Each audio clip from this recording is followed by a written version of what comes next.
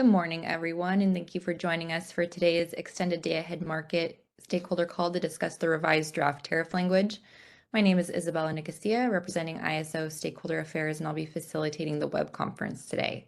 I'm also joined on the line by John Anders, our lead from legal, as well as some of our other attorneys who will be going through the revised draft tariff language today, and some of our initiative team members as well. Before we get started, just a reminder that the updated revised draft tariff language documents are available out on the initiative webpage. You can get to that webpage by going to kaiso.com. On kaiso.com, you'll go to the Stay Informed tab. Under that tab, you'll see Policy Initiatives. You'll click on that link. It'll take you out to our main initiative landing page where you can scroll down and find the EDAM initiative webpage linked there. And then the documents will be one of the very first activities on that page. So just some reminders, today's call is being recorded. The recording is for informational and convenience purposes only. So any related transcription should not be reprinted without the ISO's permission. If you need technical assistance at any point during today's call, you can send a chat to the event producer. Our event producer this morning is Candace. And then we will be pausing throughout the call for questions. So if you connected to audio through your computer or using that call me option, you can raise your hand using the raise hand icon, which is located at the bottom of your screen. If you dialed into the conference separately from WebEx, you'll need to press #2. That will also enter you into the question queue, and we'll make sure to keep an eye on that as well for questions throughout the call today. And then just a reminder for everyone to please remember to state your name and affiliation before making your comment, just so we know who is speaking. And then you can also send your question through the chat, either to me directly. Again, my name is Isabella Nicosia, or you can send it to all panelists. So the agenda for today, in just a minute, we're going to get into the revised draft tariff walkthrough, and then we'll have a lunch break, and then we likely will wrap up before 4 p.m., but we do have it reserved until 4 in case we do need to utilize the whole day. Then we'll leave some time at the end to go over next steps and closing remarks. So with that, I'm going to turn it over to John Anders to kick us off, and I'm going to give him presenting rights here so he can share his screen. Thanks, Isabella. John Anders here at the ISO and legal department, joined by several of my colleagues, and similar to the last walkthrough, we'll go through the documents, navigating our comments and responses to yours, and trying to answer any questions we can along the way. I guess I'd really like to extend my appreciation and thanks for all the detailed and specific suggestions we got from so many different stakeholders in a wide range of areas. I think this really improves the overall tariff in terms of clarity and accuracy, and that's the primary objective of these meetings. We have made several adjustments. I would characterize most of what we've done as clarification of the language in response to comments. We have also done some work to address some more, I'd call them, significant suggested changes. And then there was a couple of structural type things that we've done, I think, to improve the overall connection between the different documents, the section 33 and section 29 and section, within the tariff itself that we're touching with this initiative. So I guess with that, I'll just go ahead and get started. And what we'll do is we'll start with section 33, which is where most of the changes had come through. And I'll do a quick check here, make sure everyone can see my screen and that it's relatively readable on yours. Yep, we can see it. All right. Great. well, I can zoom in. Let's just get to the first comment here, and we can kind of zoom things in a little bit. Don't want to cut things off, but okay. All right. So we're here at the top, sort of at the highest level. There was some question about what it meant to be under manual operation, within a balancing area in these sort of extreme conditions that may occur at the outset of the startup of EDAM.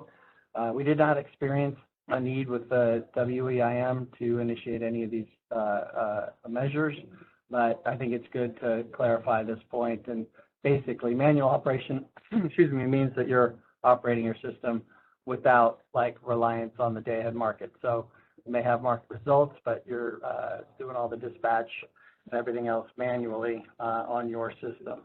So pretty extreme set of conditions, and generally we find that using the market or continuing to rely on the market and making adjustments is preferable than completely, suspending the market and assuming complete manual operation. But that's a determination each balancing authority could make. So I'm going to not go too quickly, but I'll go through each of the comments, and I'll share our perspective and my colleagues.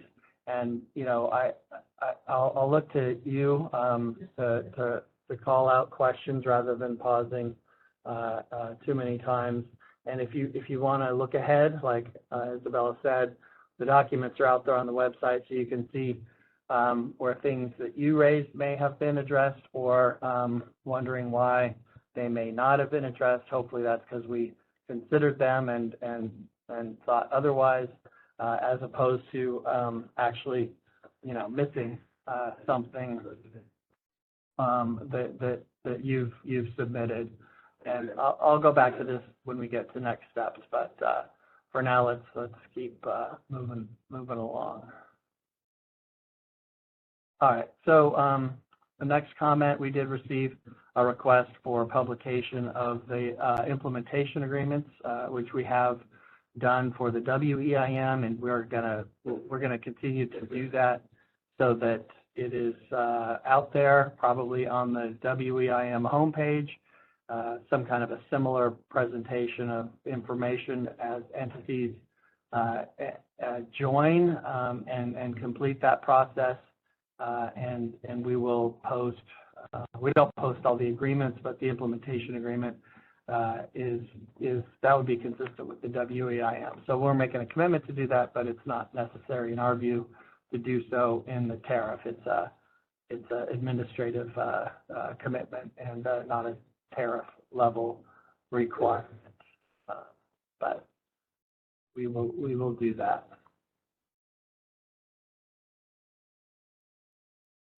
Okay. So now we're moving into other implementation related activities, and we did receive sort of a number of, I guess, clarifications here, mostly related to the kind of the roles and responsibilities. If it's really the entity that's signing the implementation agreement and joining, it's not in all cases are they sort of in control, if you will, of some of these other functional entities, the participating resource owners and operators, or the load serving entities, or the transmission service providers, and all of that sort of stuff. So we've made some clarifications in these sections to provide the assurance that we're getting the support from the entity that we need, but without formally, obligating them to do something they really may not have control over. Obviously, these things all need to be done, so we will have a problem if we can't get them done, but we won't have a sort of a tariff compliance type concern in the process of accomplishing all these different tasks.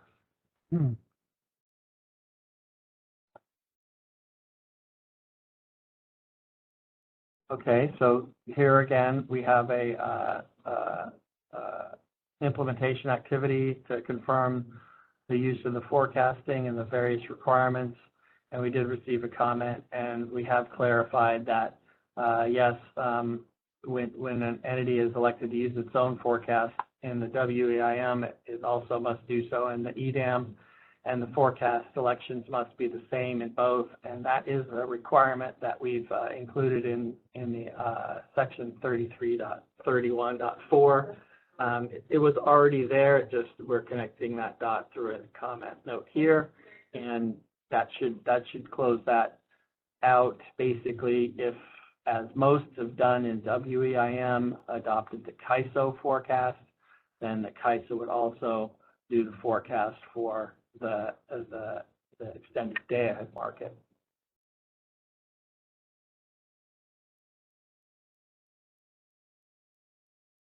All right, we got a comment.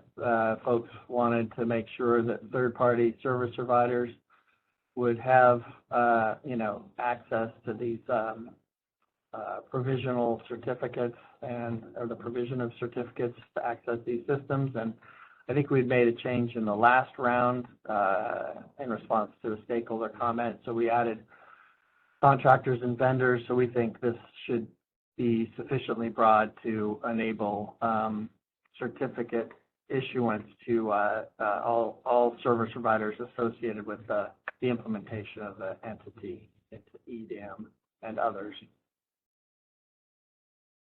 All right.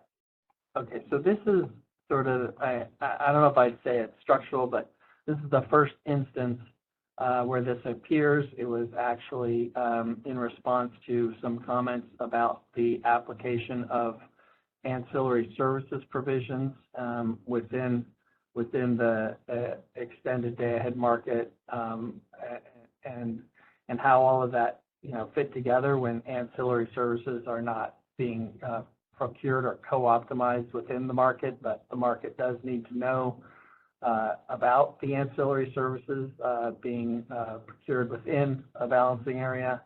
So like I said, what we've done is in all cases, so all of the previously not used reference points where there was a corresponding provision in the ISO tariff that was not applicable, we have included an explanatory statement as opposed to just a not used designation. There's still a few not used designations, but those are not used designations in section 33 that correlate to a not used section in the main body of the tariff. So here, this section is clearly not applicable circumstance, but it's all about CAISO controlled grid and local furnishing bonds issued by participating transmission owners and that. And so none of this applies to the extended day-ahead market. But you'll see these changes or similar changes throughout when these not used sections appear.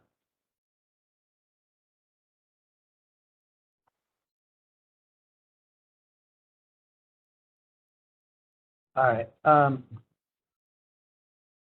So I guess there was some question about, the transmission services and who's providing what service. And we didn't think there was any ambiguity here, but essentially the CAISO is the transmission service provider only for the CAISO controlled grid, and will continue to do so in accordance with the existing provisions of the ISO tariff. And then the EDAM transmission service providers will continue to provide transmission services for their, under their tariffs, according to whatever facilities are governed by those tariffs and those transmission services, basically within the balancing area. All right. Okay, let me see. We'll do take a question. Somebody's got a question in queue. let's see if we can pick that up before we move on to the more of the roles and responsibilities in this section 34. Hello, can you hear me? Yes. Great. This is Alvis Svoboda over at PG&E. Going back to the forecast section, and this is really more, I think the language is clear here in terms of what you're requiring, but I was just curious as to, are there any requirements or what is the scope of the requirement for forecasting beyond simply the day-ahead market? In other words, is there a requirement for a 3-day forecast, a 1-week forecast? I mean, CAISO has forecast information that it uses over longer periods of time. And in general, is the expectation that those forecasts might still be created by CAISO, even though the participant is meeting the requirements of a day-ahead forecast per the tariff? And is there an issue there with different forecasts being used and overlapping in that way? I understand the question, and I'll ask one of my colleagues. I'll turn to, I guess, Bill. Perhaps you may know the most about the forecasting requirements here. These were added for additional clarification here, but I don't know, if it's just the day ahead or if it's the 3 days ahead or the 7 days ahead, if we're going to do all of that. I'm going to guess we will, but I don't know that that's called out here. Yeah, I guess, Alva, I guess I'm not understanding the conflict that you see necessarily. I mean, because we provide this option. We provide this optionality within the CAISO too to provide your own forecast, and then that's what we use rather than a CAISO provided forecast. So if at any point beyond the scope of this particular tariff section, if there were no forecast, CAISO would simply develop a forecast. Is that what I'm understanding it? Or use its own forecast? Well, all the EDAM resource facilities that will be variable energy resources will be subject to the forecasting requirements, where either they're providing the forecast or, yes, they're using our forecast. Right. But that the question is just about right now, because CAISO, when you think about real time versus day ahead, there's a difference because the scope of real time is very clearly defined. In the day ahead market, that would include preparations for the day ahead market that might have employed a different forecast. And this is not a qualm about this language. I'm just asking informationally, do you know whether there would be a requirement to, or is the expectation, I guess, that CAISO would simply continue using its own forecasting capabilities for any purposes that were not covered under this tariff, and so that therefore there might be a difference between what the CAISO is using, say, a week out, versus what a participant then provides 1 day out or 3 days out or whatever that time frame might be. Okay, I think now I've caught up to John and understand the question. And but like John, I think it's beyond the lawyers. And if you could submit this in written comments or just send us an email, okay, we will pass it along to our forecasting team. Perfect. Just an informational question. Thank you. Appreciate that. This is Heather. I'll note just one thing is that we do have a uniform. You're breaking up pretty bad. Heather. Never mind my audio. Okay, I'm going to move on. I think we understand that comment, and we'll see clarity, and it may turn out to be more of a BPM level description in terms of how far out the forecast goes. But I'm gonna speculate, but I'll stop. All right. Get back to where we were. We were just about here. So now we are shifting gears slightly from the implementation requirements to the roles and responsibilities of the different functions that are called out for participation in the extended day ahead market. And again, here we have a number of clarifications. We received a comment here in the first paragraph that this was an unnecessary additional statement, and that's correct. This is covered under the agreement, so we do not need to repeat that here.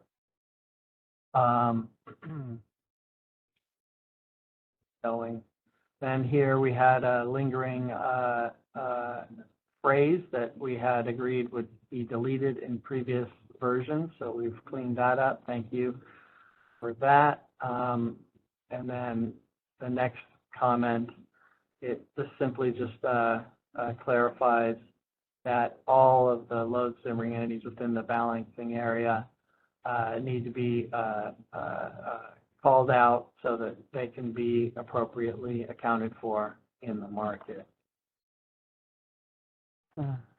Again, similar to what I said earlier, it clarifies that the entity doesn't own or control all the resources in its balancing area, and so it's a collaborative effort here to identify all the resources and get them all squared away in terms of their participation in the day-ahead market, which, as we've discussed before, is they're all required to quote unquote participate. And I say all in little air quotes because there's some limitations, of course, to that.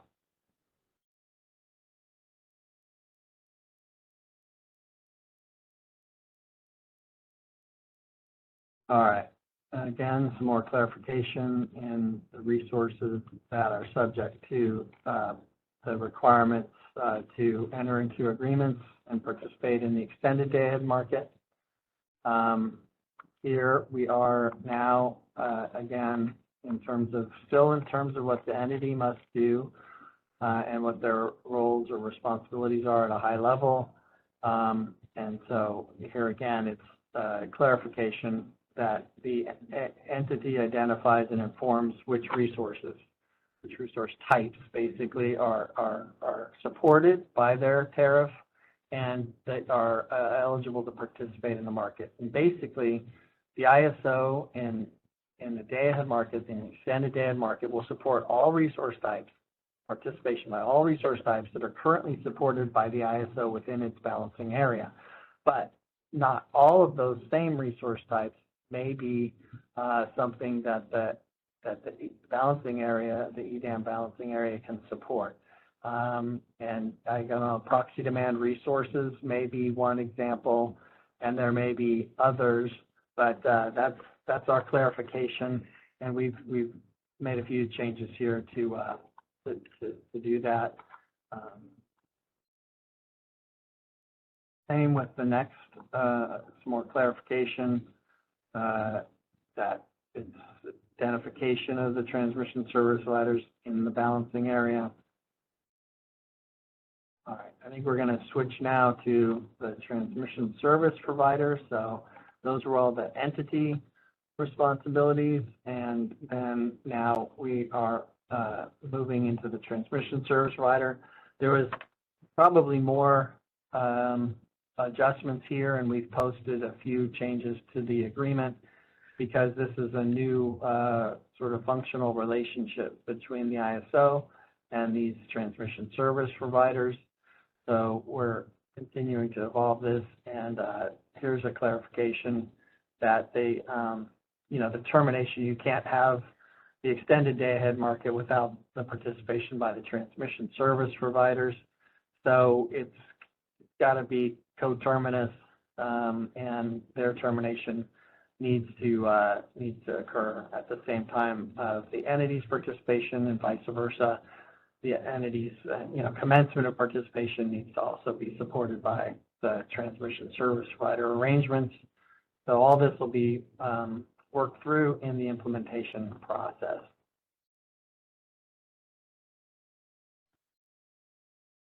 All right, and now I think we're still in the transmission service provider. And here there was a question of why we don't have a separate scheduling coordinator option for a transmission service provider. And the reason for this is that all of the transmission information associated with the operation of the extended day ahead market needs to flow through the EDAM scheduling coordinator. In most cases, or many cases, it'll be the same, utility providing the transmission function and the balancing function. But if there is another service provider within the balancing area, then that information would need to come through the EDAM entity in terms of what are the limits, what transmission is made available in the market, and all of that sort of stuff. So it's not an ISO transmission service provider scheduling coordinator relationship. It's the entity scheduling coordinator.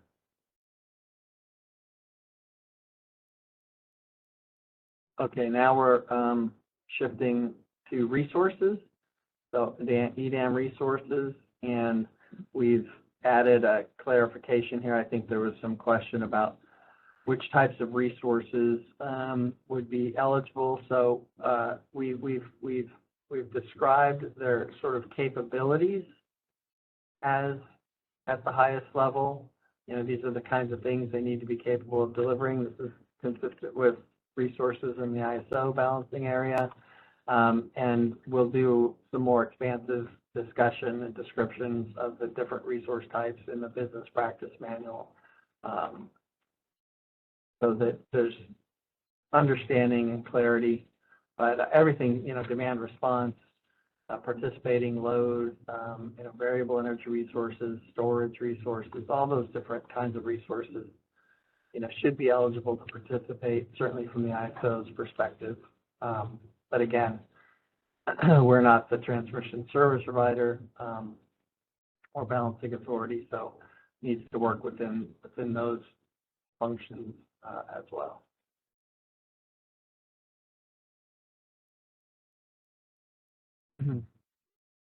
This was a clarification that, in other words, the option to not participate under Section 29 is no longer available, and that's simply because all of the resources that meet the various requirements need to be represented within the market, either through a self-schedule or an economic bid, so that everything works accordingly. Check something here. Okay, looks like we got another question in the queue. No, that's old. Okay. Trying to keep up with questions along the way.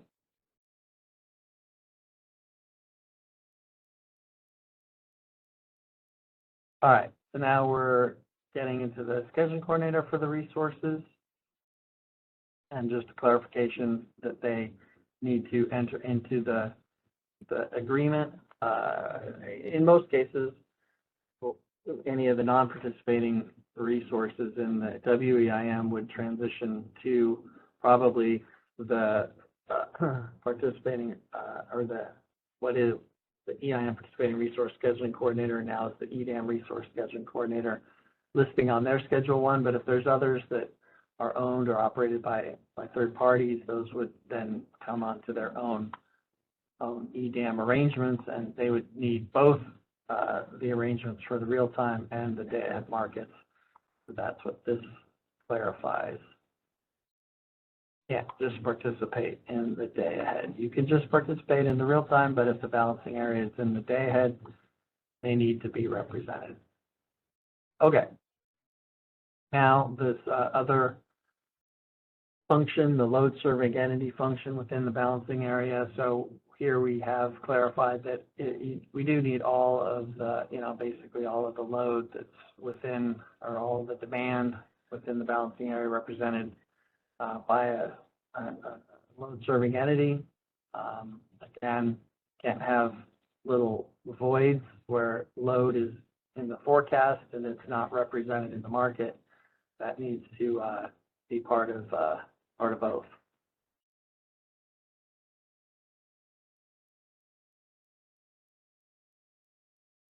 Okay.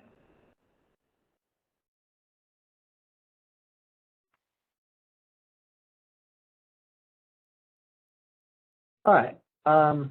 Now the EDAM load serving entity scheduling coordinator. So I think this question was, why don't we have a unique EDAM load serving entity scheduling coordinator agreement? And we basically don't see a need for it. A traditional scheduling coordinator can represent any of these market participant functions, and we just thought administratively it's more straightforward if we just allow a scheduling coordinator function to serve in that capacity. And we're also noting that, you know, in many cases, even if there's you know, third-party load serving entities, that they could also be represented by the EDAM entity scheduling coordinator, you know, can act as the load serving entity scheduling coordinator. So any of those options are available. So we do not have a standalone agreement, which then every EDAM entity would have to sign in addition to all of the other agreements that have already been signed. So just the requirement that they're represented by a scheduling coordinator. So that's what we've done there. Okay, now this one, okay. So we hope the third time's the charm on this. I think we started out with something like it was just a one-to-one relationship, and then we got comments on that, and then we expanded what we meant about that, and then we got comments on that.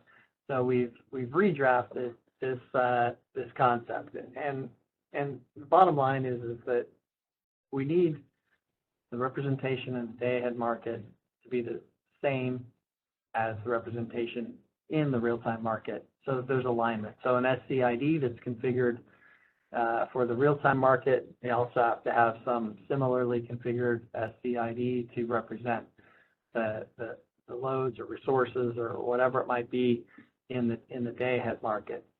You need to have that one-to-one relationship. So we've rewritten this, we think, and it's clear now. We hope, and we hope you agree. So that's what all of these changes are really about, and it's just to define that important connection. And I'd have to say that when we started out with this, we didn't have the addendum concept. So now that we have the concept of an addendum to an existing WEIM agreement, then this becomes much more clear, I think, because you have less potential for a gap or some kind of difference between the day-ahead representation and the real-time representation. So it's probably a lesser concern than it was initially, but it's still an important and necessary requirement.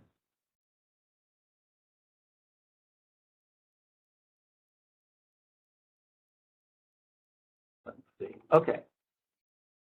Next comment, we're now on a provision where, again, we're gonna use this explanatory statement so that it clarifies the exclusion of these provisions along the way, and I think this is a good clarification. So we're gonna go with that, and then we're gonna move into the communications section.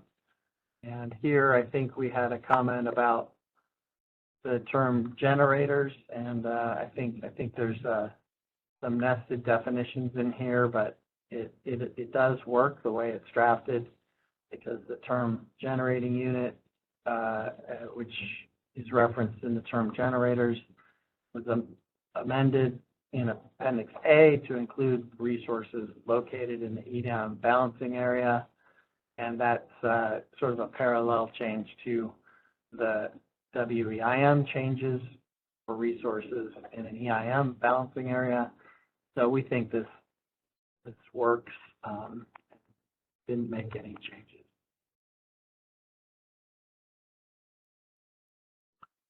All right, now we're getting into sort of day-ahead market and in some cases grid operations.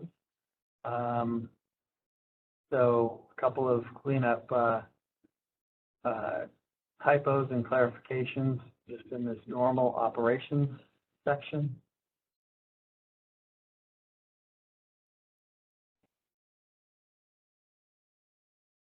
We have a clarification about how manual dispatches might work in the day-ahead market. Essentially, what we would anticipate is that the day-ahead market will run, it'll produce the results, and in between those day-ahead schedules and then the real-time market, you know, when you're in a more distant time frame from the real-time market, we just wanted to make it clear that the entity could continue to redispatch its system as necessary in anticipation of the real-time market, and that those would be sort of a manual dispatch, but they would come through into the real-time market. They're not going to change the day-ahead market results. It would be an EIM manual dispatch.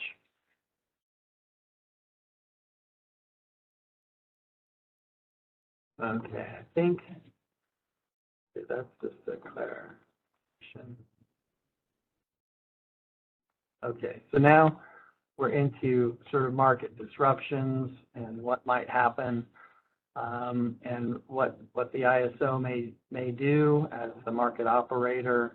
And there was a question about administrative prices, and we wanted to clarify this because this is a good comment. The ISO is not going to set an administrative price within a balancing area other than the CAISO balancing area. And so this basically clarifies that the provisions in section 29, which I think refer to the WEIM entity's tariff as establishing an administrative price, that's where the source of an administrative price would be, which the ISO would then, you know, reflect in the market, similar to how it does today in the WEIM, if that were a necessary and appropriate action in response to these kinds of market disruptions.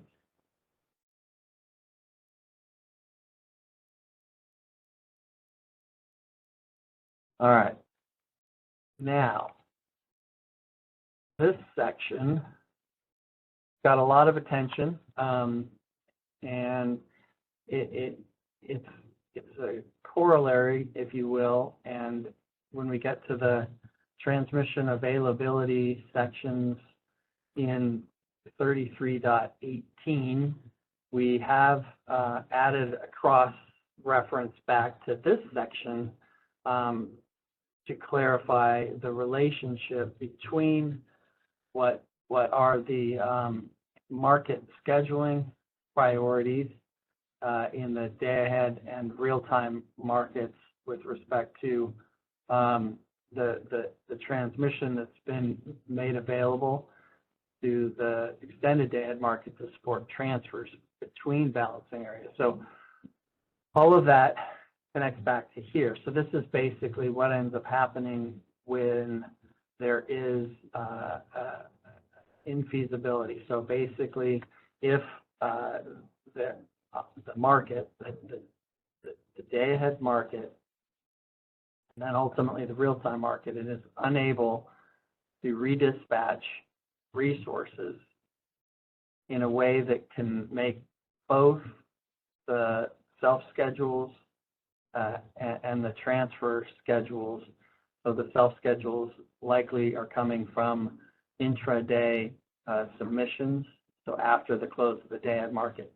If the redispatch capability within the real-time market is unable to resolve basically the infeasibility, then the market would provide equal priority between the transfers and the demand within the balancing area, and would defer to the EDAM balancing authority to make a determination under the transmission service provider's tariff about how to reconcile or resolve that infeasibility. And we have the expectation that the transmission service provider tariff would provide for some framework for these determinations to be made that could then be supportive of their resource adequacy obligations to whatever program they may participate in, or to meet demand and reliably serve their load, also affording them the opportunity to take all appropriate actions within their balancing area. They may bring on additional resources. They may do emergency assistance from other balancing authorities.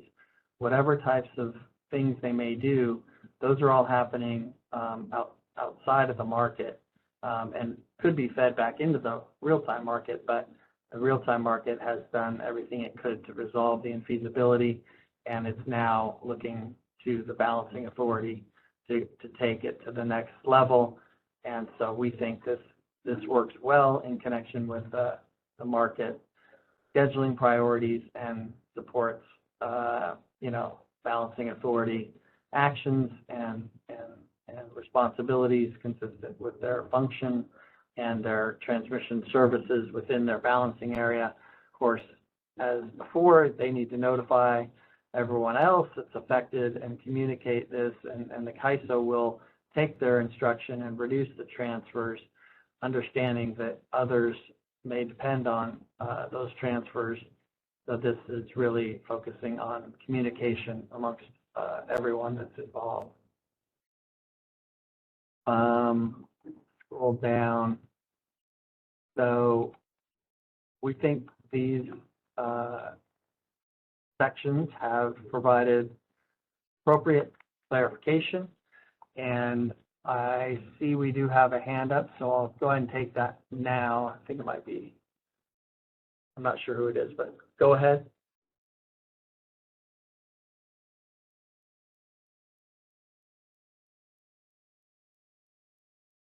Did we have a hand up? I saw. Yeah, can you hear me now? Sarah Thomas with the CPC. Yes. Yeah. So Yeah, I just wanted go to ahead, make sure. sure, and I'm sorry, I'm multitasking a little because I got into a jam time-wise this morning. But when you say that EDAM, the transfers between one or more balancing authority areas in the EDAM area based on operational judgment and consistent with good utility practice, I just wonder, are those, it looks like good utility practice may be a defined term, but is operational judgment a defined term? I'm just wondering if this provides you enough clarity on when you can reduce or suspend EDAM transfers, so that if the CAISO balancing area is stressed for some reason, you have ample authority to prefer the CAISO market. Yeah, provided that the reduction or suspension is consistent with the EDAM transmission as it just is there's a lot of qualifying language in there. So I just wanted to make sure that you felt comfortable that this is clear enough, that it's clear that the CAISO balancing area will take precedence in the event of an event that requires, suspending the rule regarding transfers. Right. So if a reduction is deemed, necessary by the operations, consistent with good utility practice, and it's consistent with whatever the provisions in the applicable tariff are. The CAISO has its rules, and like I said, our expectation is that the transmission service providers, when they join the extended day-ahead market, will have to provide some parameters around under which conditions this may occur, which transmission customers, that sort of a thing. They do this today under their open access tariffs. This just gives them that opportunity to work with their customers and to meet their resource adequacy obligations in whatever program they may participate, whereas we're focusing on the California resource adequacy and other requirements in our tariff. So that's the way this is intended to work. We think it's clear enough. I think we can add details and evolve this, but this is our starting point.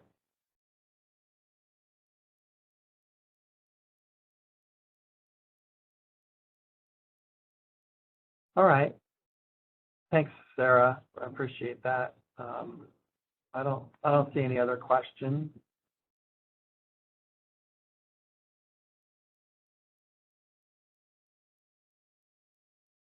Other questions?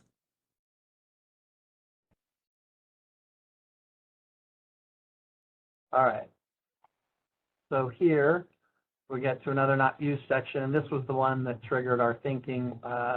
It may have been Six Cities was concerned about the relationship between, ancillary services procurement, co-optimization, and the fact that the entities still needed to procure their own ancillary services and then to submit the quantities to the CAISO as self-provided ancillary services. So this is a little bit of a hybrid.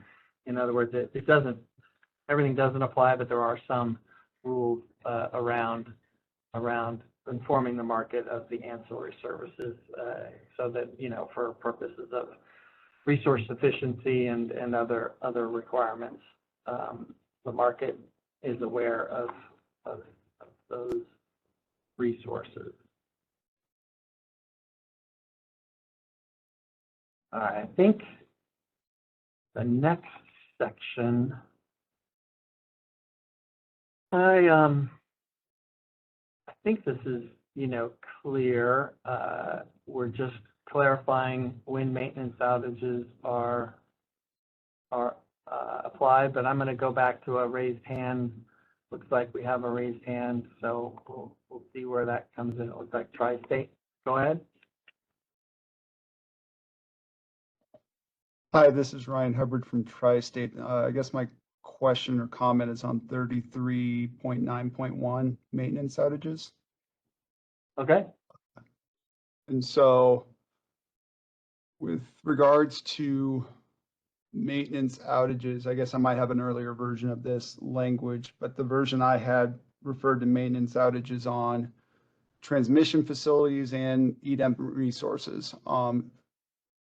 My first read of this appeared in contradiction to the RC West, I guess, outage, procedure, RCO 630, which the BA only really approves transmission-related outages if it will result in a generator outage or reduction. But if it's just purely a transmission outage without any impact to generation, the responsibility is really on the TOP. And so is this intended to essentially take that responsibility out of the TOP's hands and just shift it completely to the BA?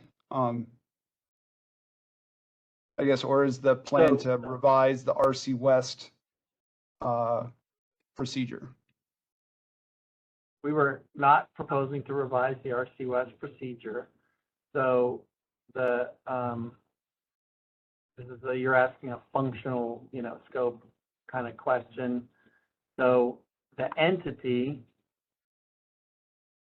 shall remain responsible for performing engineering improving maintenance outages under their tariff within their balancing area for both transmission and resources. So we believe that this relationship between the entity and the resources would include a TOP-like function, like you just mentioned. But we can clarify that. The intent is certainly not to change the RC West procedures or to imply something that is incorrect. The whole purpose is that the ISO doesn't perform the maintenance outages, but that they should be being performed within the balancing area for both transmission and resources. And then that information should be submitted into our outage management system so that we're aware of the outages, planned outages.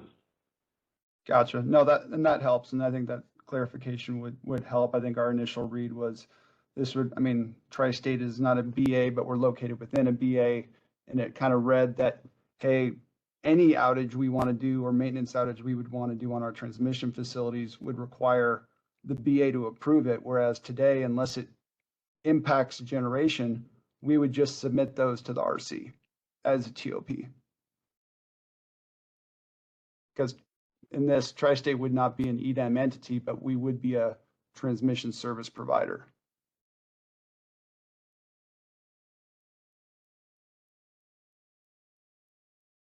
Yeah, I got you. Okay, we can do that. I think there's a way to, I won't do it here on the fly, but I think there's a way we can add that dimension into this this statement so that it, you know, it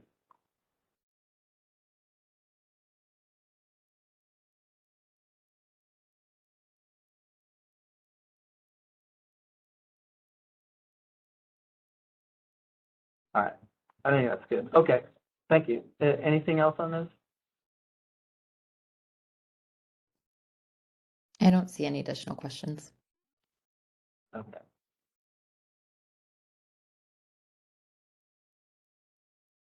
All right, now we're into metering and telemetry. I think we've cleaned up the language here to be consistent with the comments that were raised.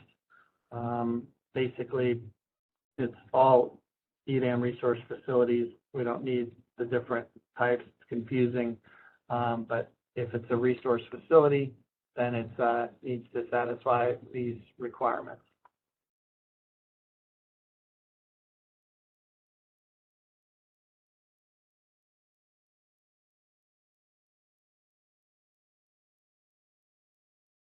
All right, similar clarification on the telemetry requirements and the scope of application. So it's within the balancing area and it's the monitoring that's critical. And also there was a comment about, you know, whether these definitions all work together, and they do. So EDAM resources by definition are limited to EDAM balancing areas.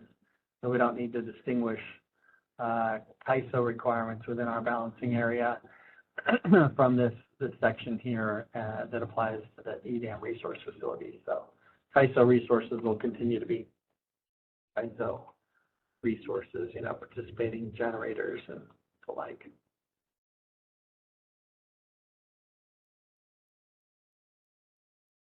All right, now we're really switching it up here.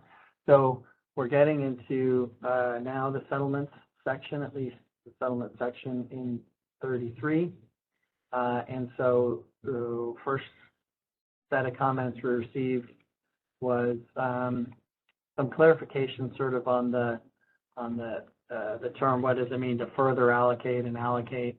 And so we've clarified that terminology. And then what we've also done here, this long addition, it's really just a re-characterization or statement of what was previously here. And we think that we agree that this could have been more clear, so we've redrafted it to be consistent with the stakeholder comments. And essentially, this is just the provision that allows for a different allocation if there's a pre-existing commercial arrangement between the balancing authorities on how this should work, likely coming out of some sort of transmission owner or transmission interconnection related agreement. But it says the same thing, just in a different way. So this has been made throughout, and because we have multiple sections, it appears several places.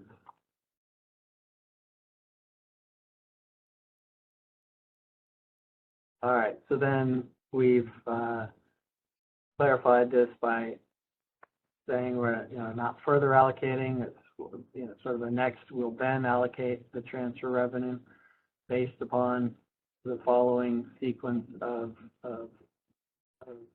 requirements.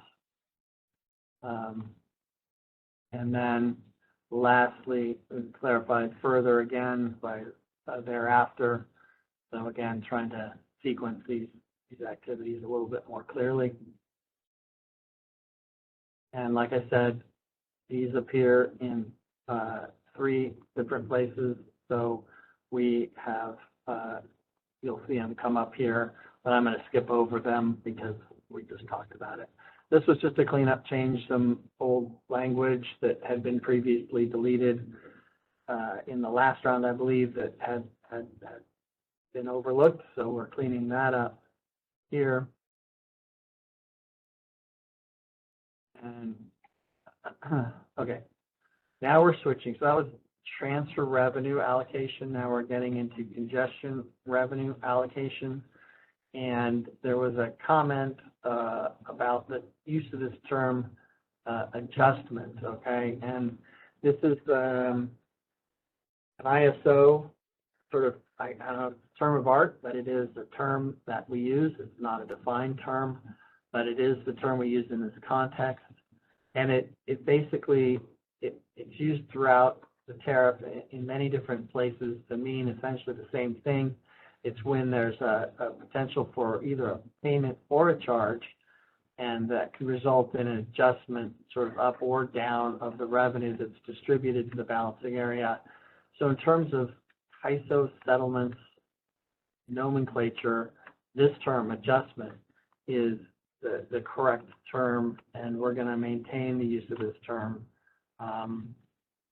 throughout the appropriate provisions of the tariff.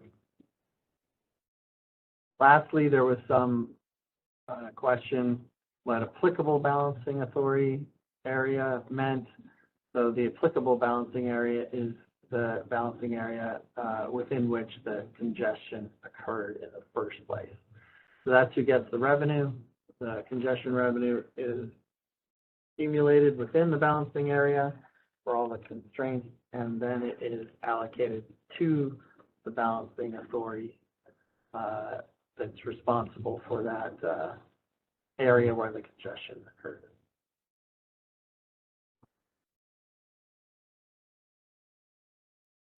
I think we may get to, I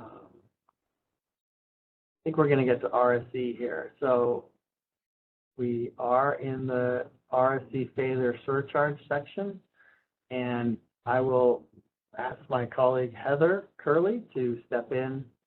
If she wants, she can take over, or I'll be happy to just drive through this on your behalf. Thanks, John. Hopefully I resolved my audio and you can hear me, and I'm fine to just let you continue driving. The changes here to 3311.2 are more administrative in nature. Appreciate the comments that noted that balancing authorities, of course, do not receive charges. So this is the changes that we'll kind of speed throughout are really just clarifying that the scheduling coordinator for the balancing authority will receive the charge allocation for any RSE failures. So John, you can scroll down to 11.2.1.1, and again, we'll see these same changes. If we keep scrolling, we see them throughout. They're uniform, and they're really intended to be administrative. As we get to 3311.2.2, again, we were just clarifying what type of revenue we're summing here, and that's the EDAM RFC surcharge related revenue. And then you'll see again, we're just clarifying as we scroll down the applicable scheduling coordinator. John, that's going to continue through the rest of this section, and those are really all of our changes. Wow, okay. Great. I see that. quite a repeat of clarification. Perfect. That's great. All right. Well, I don't think we'll have questions, but if there are any, we'll circle back on that. So that was the surcharge, and then we get into other settlements from the day-ahead market. And I think we did make a change here. And this term adjustment is used in different contexts, so we provided a cross-reference to section 11 and also the rules in this section of 33.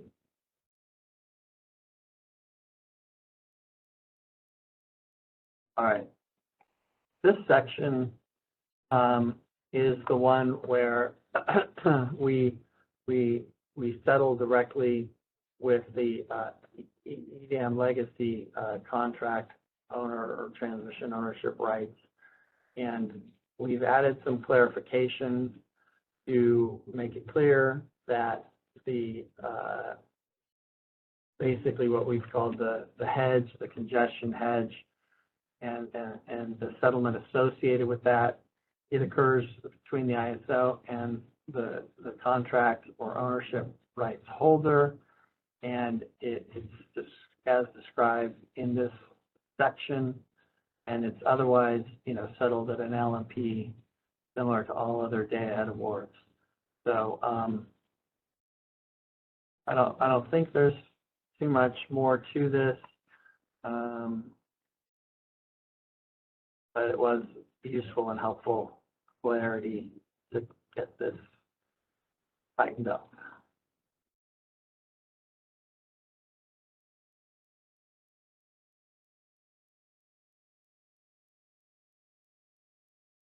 Okay. Marginal congestion offsets. We clean things up, and again, it's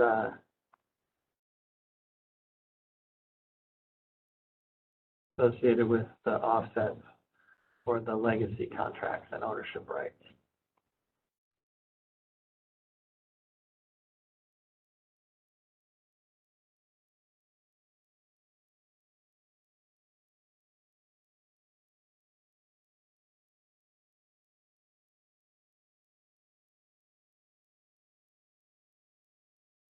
So here we're going back to the term adjustment instead of reversal amount, so that was an alignment. Okay. All right, now we're okay, I didn't flag this one, but the regulatory filings, another example of our not used convention. And then we're going to shift gears now into the transmission availability. And the first two sections are the legacy contracts and ownership rights. And here we got some feedback that it was not clear, and that there were sections in section 16 that shouldn't necessarily apply, and that the incorporation by reference was overly broad. And what we've done is we've gone back through section 16 and then also this section, and we've included some cross references, and we've also included some changes in the terminology, so required to implement, and with respect to applicable provisions of section 16, and then what we've done down below is we've clarified some of the cross references here, that the registration process will follow the procedures in section 16, which is what we call our TRTC instructions, transmission rights and transmission curtailment instructions, I think it is, and how that works. And it'll also be described in the extended day-ahead market. So that's the registration process. We also clarified that it's the balancing authority or the transmission service providers that determine whether or not it's a legacy contract in the first place. That's also part of the tariff in this registration process. That makes that more clear. And of course, it has to meet the definition of a legacy contract, which is basically a transmission service contract that's not underneath an open access transmission tariff, so a legacy contract. And then we've made some clarification that it's what we're talking about is availability and how these rights are made available to the market, and we know that they can make them available in exchange for the transfer revenue, and or they can self-schedule and get their congestion hedge protection in the market, as well as their associated scheduling priority. And so this is where we've clarified the application of the different sections. So there's basically a validation process of these self-schedules, and they must be validated in accordance with the rules in section 16. And then if they are validated according to those rules, then they receive the priority established in section 16.5, and then they receive the settlement treatment established in section 16.6. So that's how we've done this. This is really the main focus of the clarification, and we think it's a much tighter integration now with what we were intending to accomplish in the extended day ahead market. And scroll down. So we did the same thing in the ownership rights section. So I won't go through all this again, but we made the same corollary changes with the registration. Obviously, the cross references are now to section 17. And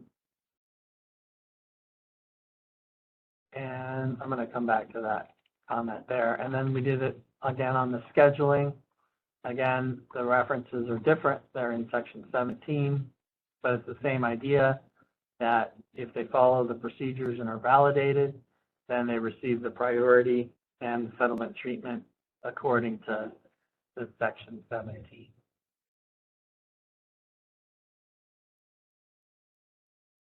The other change we made here is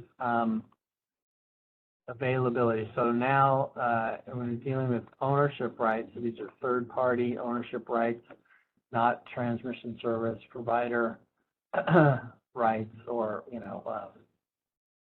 but this is eligible to be excluded from use by the market if that's the way it's set up. So that's kind of the parallel to the quote-unquote carve-out section that we'll get to next or in a minute here.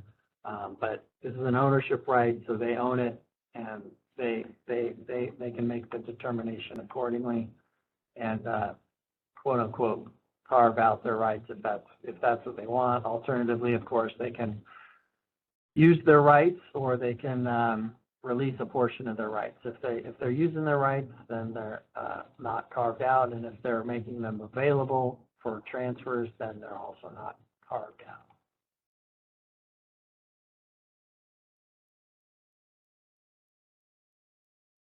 All right. I'm going to move now into probably the area that got the most attention in comments and may have the most, adjustments or whatever as well. So, you're welcome to read through this or look back on this and reflect. But we have done careful consideration of all the comments, trying to balance the clarity and consistency with the underlying provisions. In essence, we have not made any fundamental changes to how the transmission is made available in the market, or what the treatment in the market, so the relative market scheduling priorities and the like, are with respect to the transmission that was made available. And we have clarified things, and as I mentioned when we were on the earlier section, 33.7.5, where the relationship between those provisions and these provisions. So the first change is just pure clarification that we're really talking about tariff-based transmission service by EDAM transmission service providers, and how that's made available. So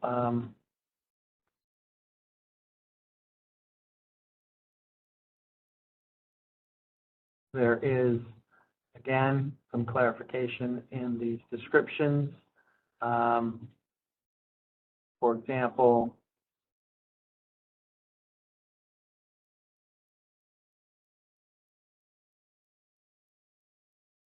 the transmission customers don't necessarily need to be engaged directly in this registration process.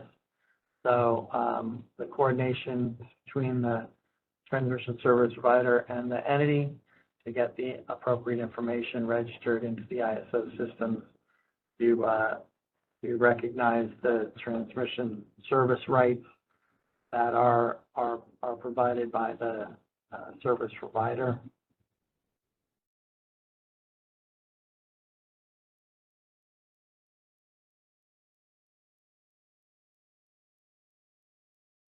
And here again, we are in the different requirements, and this is transmission at external interties. So this is with non-EDAM balancing authorities, but this is transmission where transfers do not occur. So there's some more clarifications. Now we're shifting from external interties to internal interties. So this is where transfers will occur between balancing areas in the day-ahead market, and this is how that transmission is made available to the market to support those transfers. So the first is just, again, that clarification that the transmission customers are not directly engaged in this process.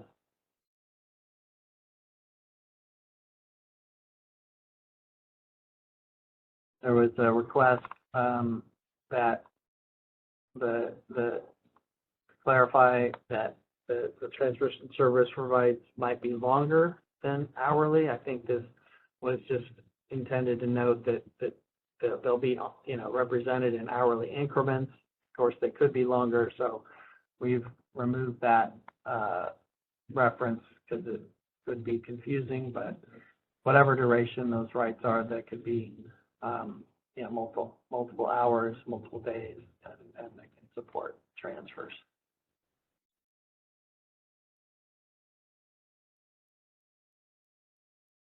Okay, so now this is transmission available to support the resource efficiency evaluation, and there was a comment whether or not secondary network service would be sufficient to support the reliable delivery. We thought at least that the term network integration service could be broad enough to include a secondary network service if the transmission service provider considers that sufficient level of service to support the resource efficiency evaluation in its balancing area. So we're not proposing to call out secondary network services, referring that to the transmission service provider.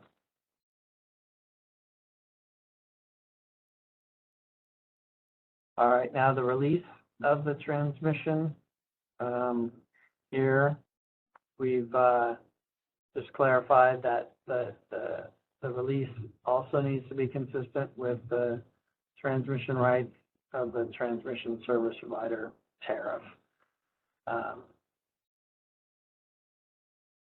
In other words, you can't release rights you don't legitimately hold or misrepresent anything like that. Okay, again, all of these internal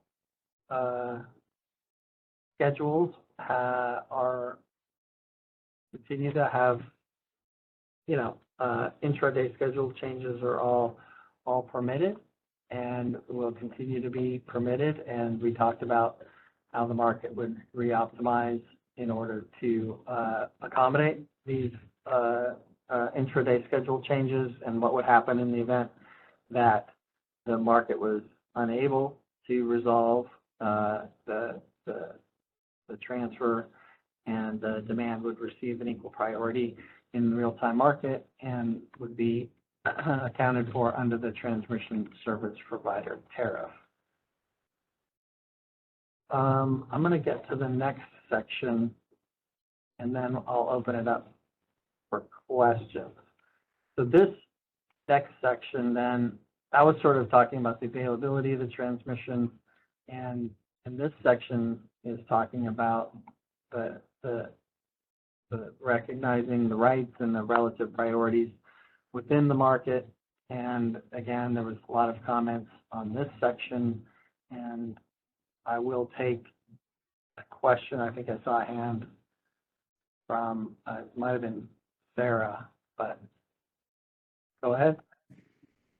Hi, John Anders. It's Sarah Edmonds, Western Power Pool. I just wanted to jump in on section 2.2.3, and later we'll make a comment on 3.3 where we saw some really positive changes we'll talk about in a moment. But I just wanted to reiterate for the audience that we had submitted some comments. This is not a question, this is a statement that we were looking for a solution on that section that recognized some of the foundational principles that the Western Resource Adequacy Program are built on, which is the ability to serve load all the way to the delivery hour with firm transmission rights.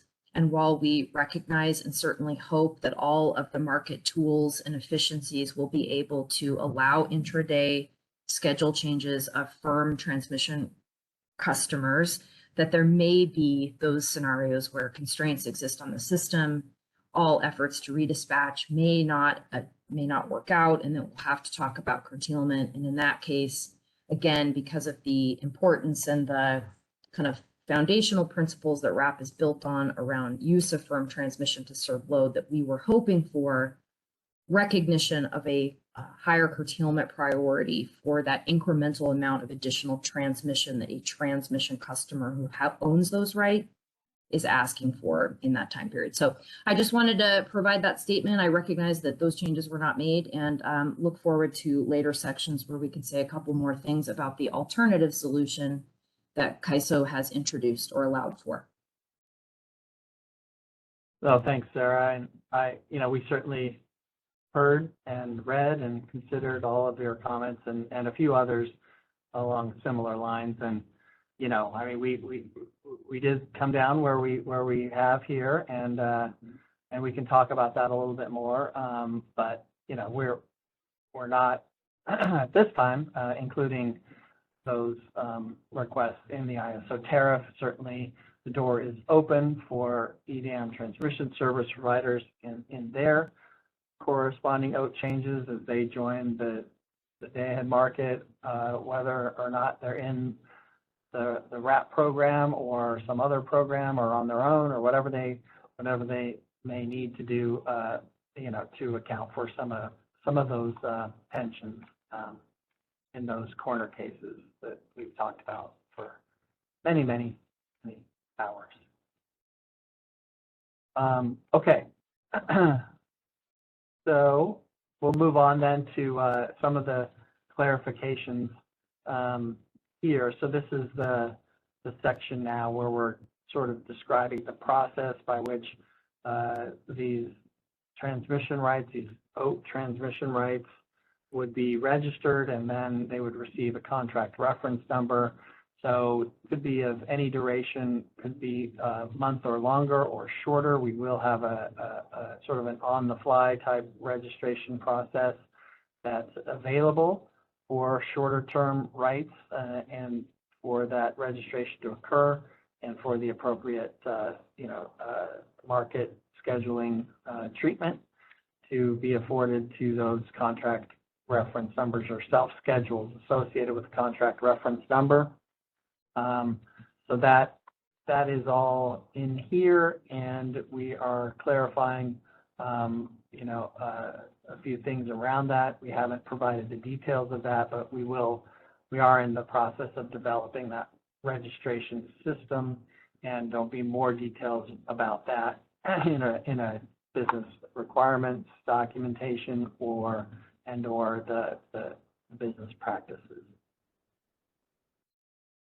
So then we have, as I mentioned before, we have not made changes to the relative priorities within the market of the self-schedules associated with the contract reference numbers. We did correct a cross-reference back to that section Sarah was just talking about, which are those permissible intraday schedule changes and how those would be treated slightly differently in terms of their market priority than the self-schedules that are submitted into the day-ahead market.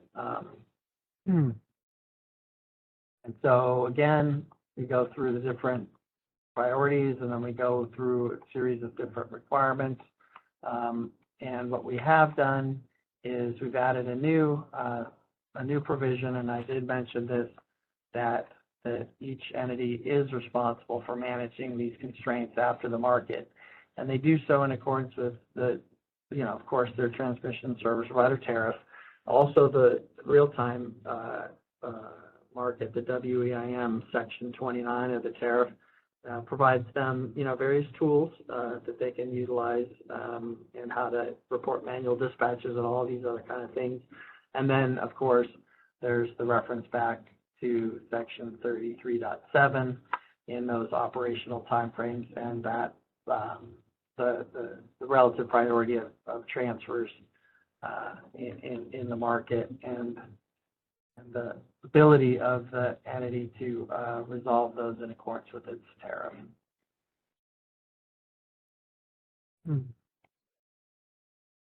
So then we talk about the shorter term rights.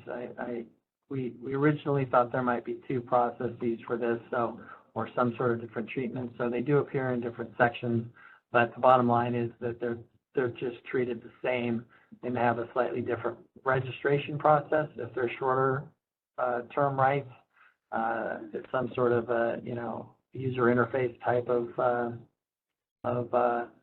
feature, as opposed to sort of that master file longer term registration process.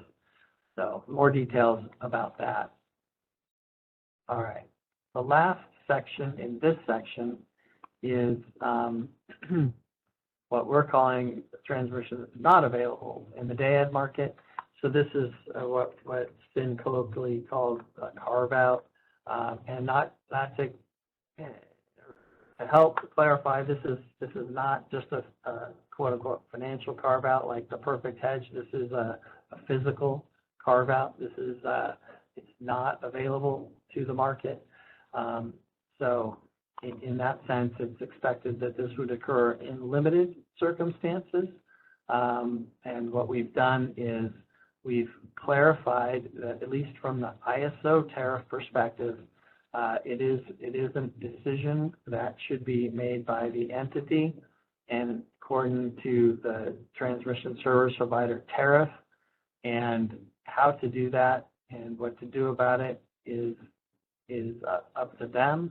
But if it should be unavailable to the day-ahead market, according to their tariff, we will accept those notifications and quote-unquote carve out or not make that transmission available into the market. We'll have more description about this when we present this to the commission for acceptance, about why this makes sense and what this is all about. But this was a very important provision, and we think that these, clarifications actually, removing some of these potentially confusing descriptions will be helpful. So I guess with that, I'll go back and see if there's any questions or comments on the transmission service availability. Hi again, John. It's Sarah Edmonds, Western Power Pool. I said I'd be jumping in again, and it's for this section. Just to reiterate, position of Western Power Pool to support RAP is a preferred solution of a different curtailment treatment for the circumstance we were talking about earlier. But in recognition that 33.18.3.3 is CAISO's recognition of a potential alternative that would need to be implemented by EDAM transmission service providers, I wanted to thank CAISO for considering Western Power Pool's comments on this section, as well as a number of other stakeholders that also commented on the language, which was potentially confusing. For us, what these changes do is make it clear that this, as we have colloquially called it, carve-out alternative, could be available prospectively and not necessarily based on some sort of proof of actual market operational experience, or could only be asked for or triggered after an EDAM go live. I think for us, this is an important change. We also would emphasize, my last comment here today is this change is dependent on EDAM transmission service providers and future EDAM transmission service provider tariff language that as of yet, isn't out there yet. And unlike energy imbalance market, where one entity went first, I would reasonably anticipate multiple entities going first for EDAM. Then that means multiple transmission provider tariffs that would need to get revised and implemented.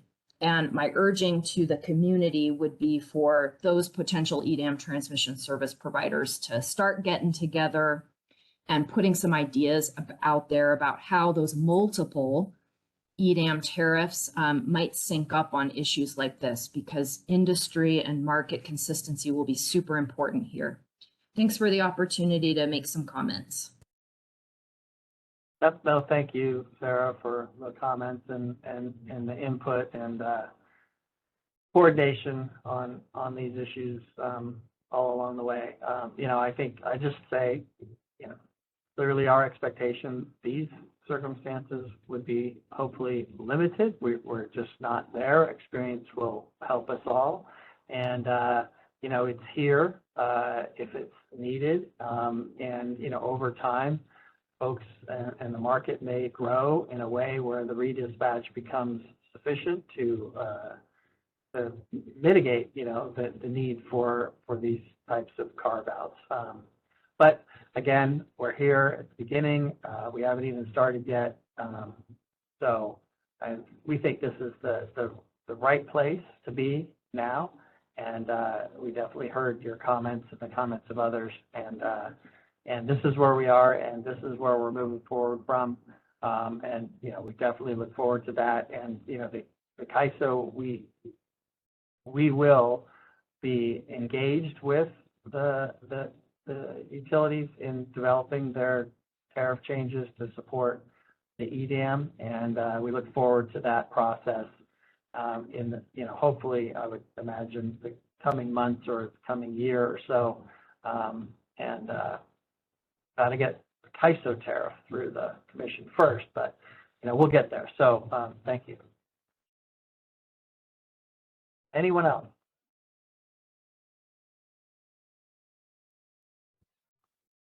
Okay, turning just slightly to CAISO transmission service. So clearly the CAISO will be making transmission available on its interties and across its system to support transfers. There was a comment, and it just was about whether or not we needed a specific reference to the potential for the long-term wheeling initiative or scheduling priorities initiative, and the potential for charges to accrue as a result of that process. And so we've just included a general statement here that when we're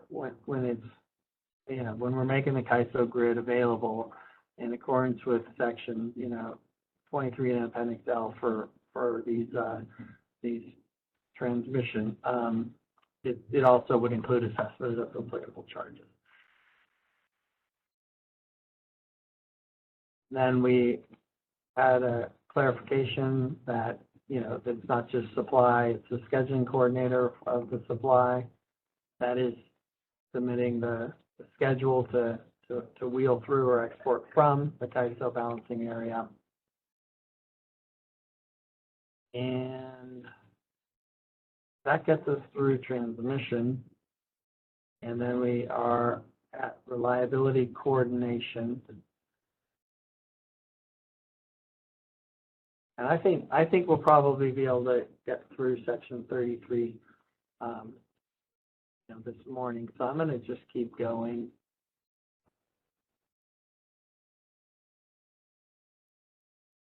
I think the next section is, okay.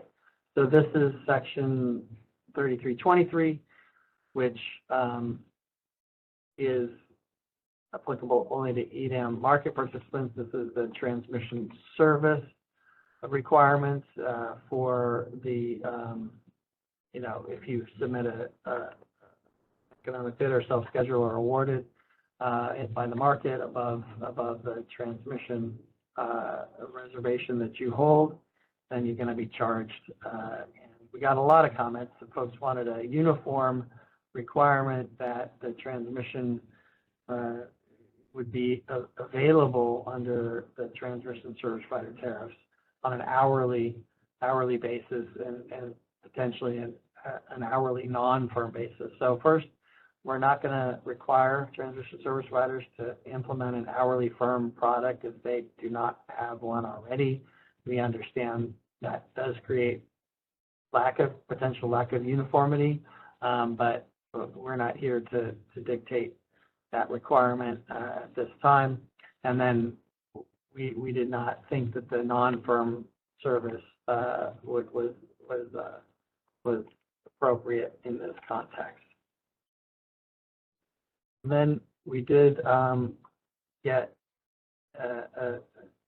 comments back. We failed to make these changes in this version, which was our mistake. So we got the same comments. It's not an unreserved use charge. And then we did get also comments that there may be applicable penalties associated with these services. So we added a reference to the potential for penalties.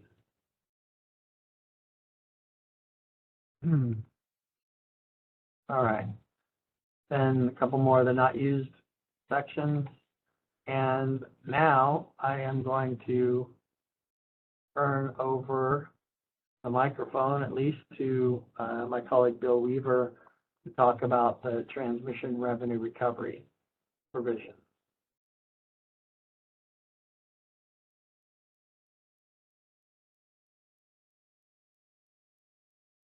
Morning, everyone. Are you there? Yep. Can you hear me now? Yep. Well, this is Bill Weaver. We're talking about the transmission revenue recovery section. This has not changed really substantively, but we have a number of clarifications, and I think the biggest edits you'll see throughout the document are deferring CAISO PTO, WAC revenue recovery to the CAISO BAA initiative and those tariff provisions.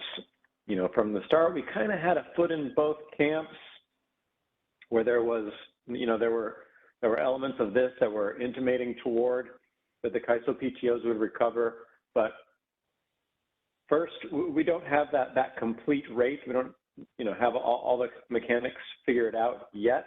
And so there's not really sufficient for FERC to approve here. And second, this is probably a bad place for what will ultimately be the tool for those recoveries. Like, you know, we want to keep this really EDAM focused, and especially those EDAM transmission owners where the CAISO BAA, you know, what WAC revenues recovery, that could go into section 26 of the tariff, it could go to Appendix F, or it could be a new place, maybe in the section 33, but in any case, you'll simply see, you know, where we referred to it before, that we've moved out of it. And I think the only other substantive changes were, if we go down, I think on the third bucket for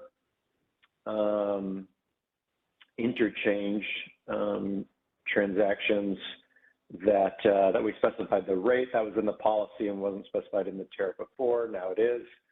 Should be no surprise there. We had a couple comments asking us to specify it. And so that's it. I don't think there was really anything else, maybe a couple just like clean up, better verbiage, but I'll pause here to see if anyone has any questions, or happily turn it right back over to John.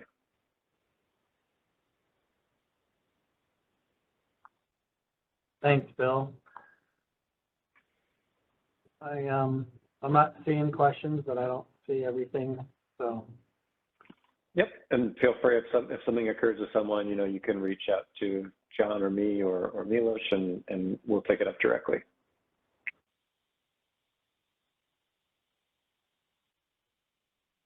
Okay, thanks, Bill.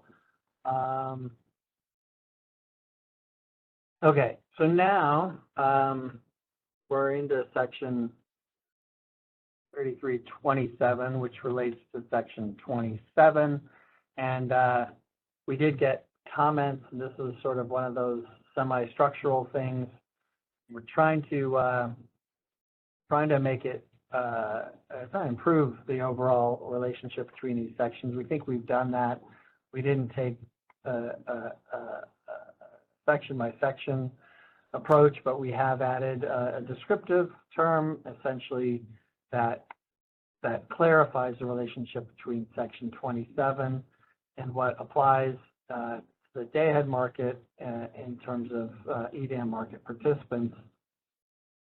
So this is what we've done here, and really in applying some of those other sections, it's really important that you know, the term CAISO balancing area means the market area, and the market area is that transitory term that means the EIM area in the real time and the EDAM area in the day ahead time frame. So we think this takes care of that concern, and really helps set the context for the application, because otherwise these provisions in this section 3327 are fairly narrowly tailored toward EDAM participation.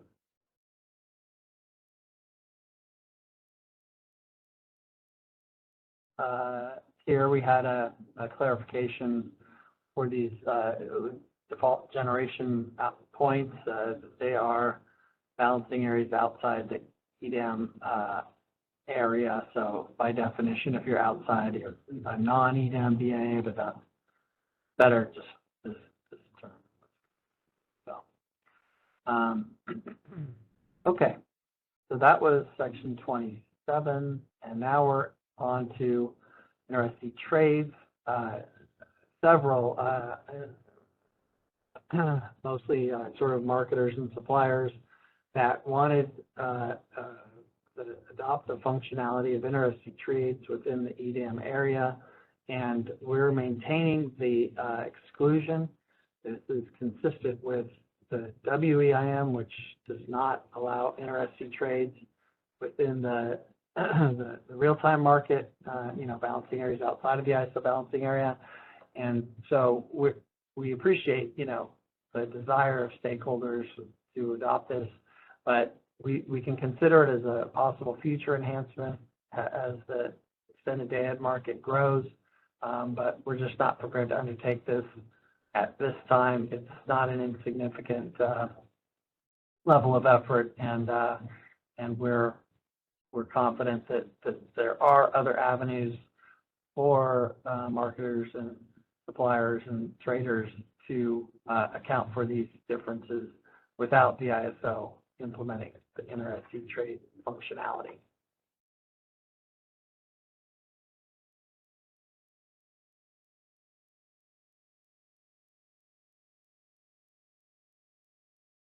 Okay.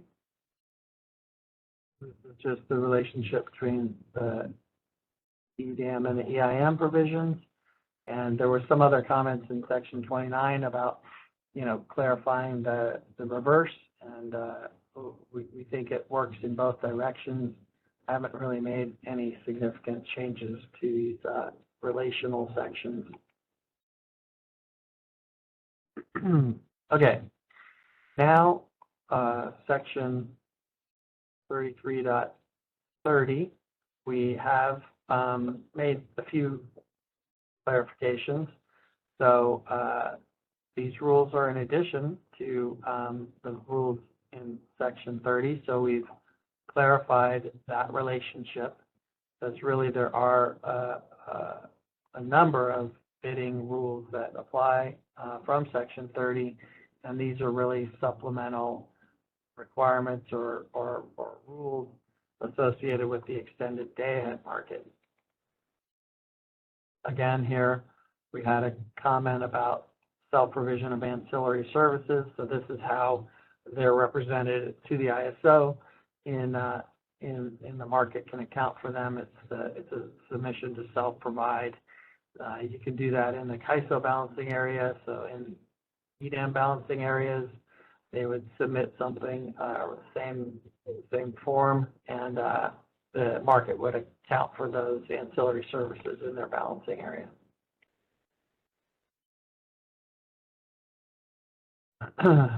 All right, economic bids at EDAM interties.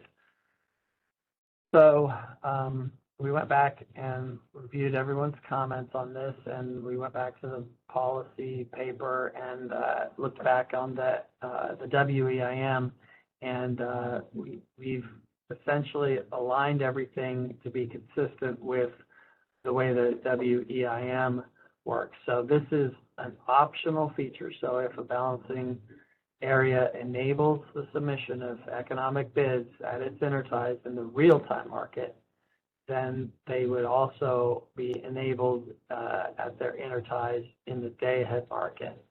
I think everyone knows we have not had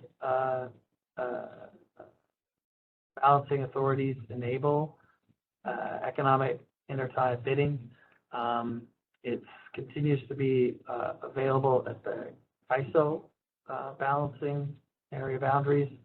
And so there were some other comments wanting clarification about how that worked at the CAISO balancing area. So we will continue to have ISO scheduling points at interties that may also be an intertie with an EDAM balancing area. So I think, Malin or Coy, California, Oregon intertie is always picked on, but, it's possible. Let's just take Pacificor to have a transfer location at Malin with Pacificor, where you'd have day-ahead transfers occurring. And at that same location, you could also have an ISO scheduling point on the CAISO controlled grid that's not involved in the transfer with Pacificor, and economic bidding would be, would continue at that location unless and until all entities on the northern side of the COI were also participants in the EDAM, in which case there may not be an ISO scheduling point at that location. So that would take some time if it ever developed to that point. But in the meantime, it shouldn't affect ISO intertie scheduling points.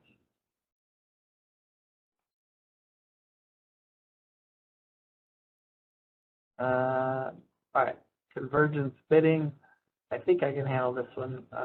If there's questions, I'll ask Bill to jump in, but essentially we did receive comments on the convergence bidding optional transition period. And we did go back and review the policy and the board materials and have clarified that the option, in other words, to not initiate convergence bidding or virtual bidding, it does not expire after 2 years. So each EDAM entity may participate with or without virtual bids, and then they can implement it at a later date, or at this point, not at all. So that is a clarification, but it's a significant clarification.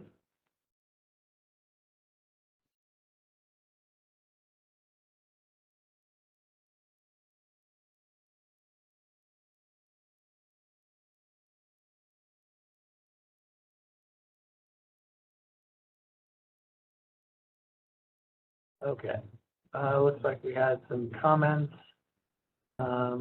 Base schedules. Oh, okay.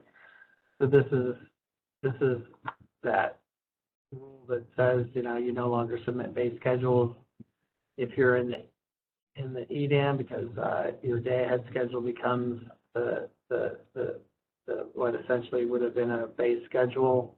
And so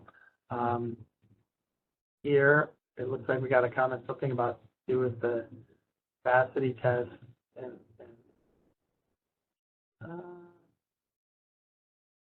so this is an RSE question. I don't know if the answer is clear or if there's any follow-up to this. Hey, John, I'll just give the brief explanation. We just received Okay. a question.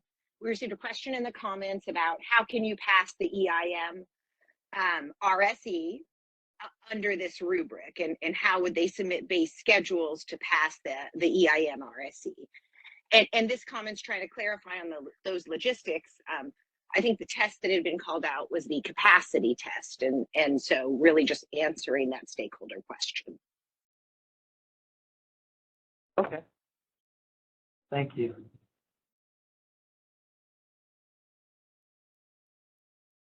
All right. Well, Heather, looks like we're into RSE anyway, so carry on.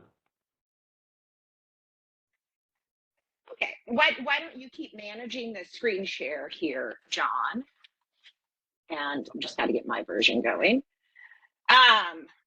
Just a cleanup typo right here at the beginning. For the components of the RSE, we received a comment that you know, that we should assure there's no double counting. We think we have done that, and we provided the reference there for how we'll associate with the transfer resources as part of the EDAM RSE.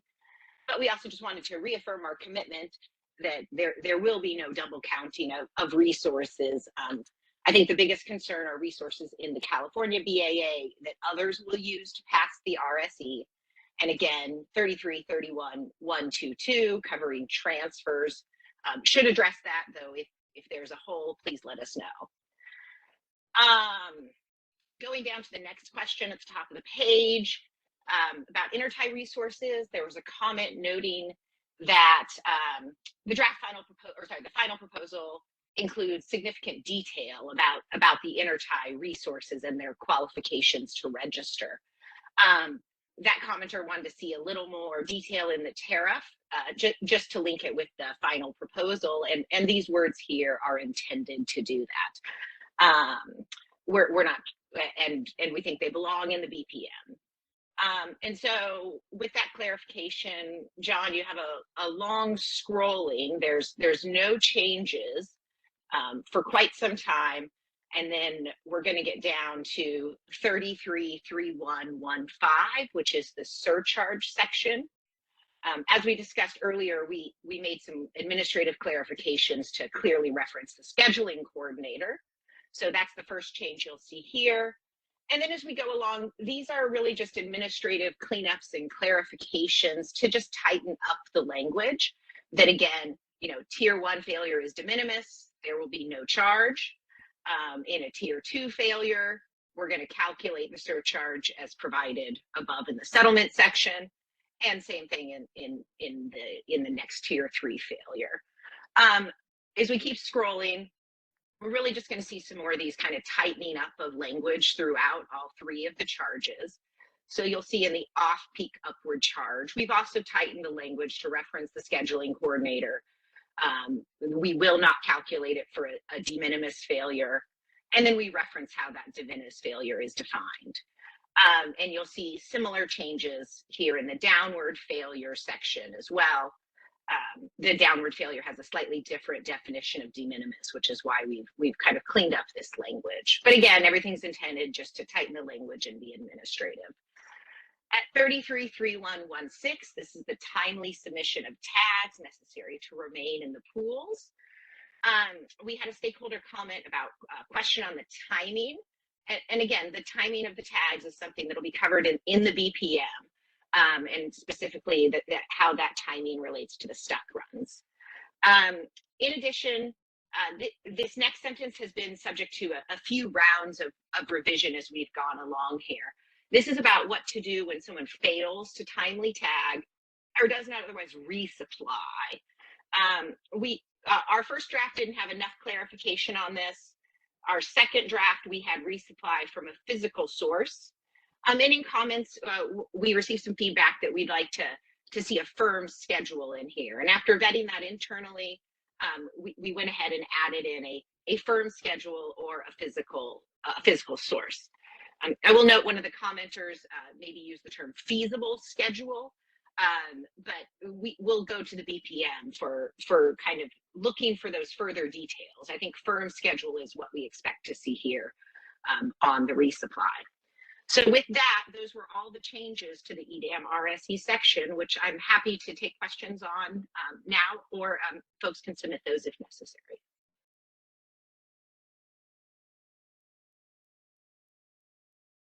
Thanks, Heather. Are we seeing any questions? No questions. Okay. All right, now we're moving beyond the RSE into operation of the day-ahead market. And here we have a clarification about the residual unit commitment process, and clarifies that we will not adjust balancing areas demand to bias the residual unit commitment procurement. And then from there, we're going into the net export constraint. And we have provided some clarifying edits here, and we're also gonna make it clear that this, in terms of the ISO's balancing area, and these the parameters for this constraint are under discussion in our initiative, the CAISO BAA initiative, and other balancing areas would want to undertake, similar considerations in their tariff development process to support the configuration of this constraint.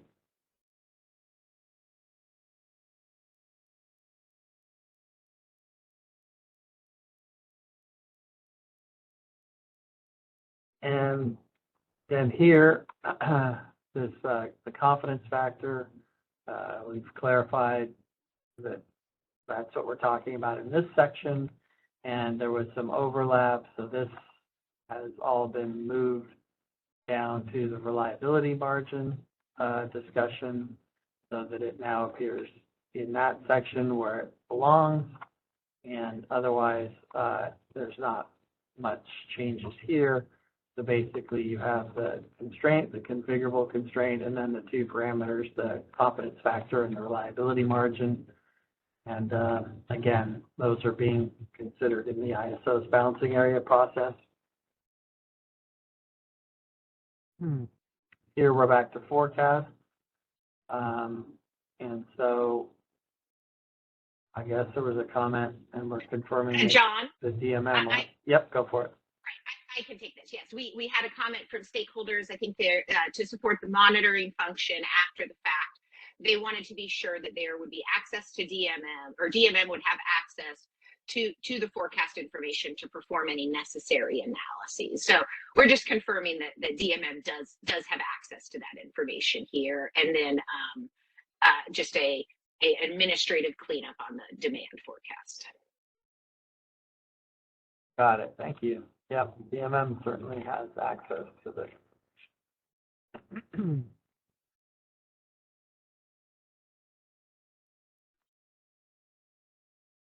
Okay, so some clarification in the load modification or demand response program provisions.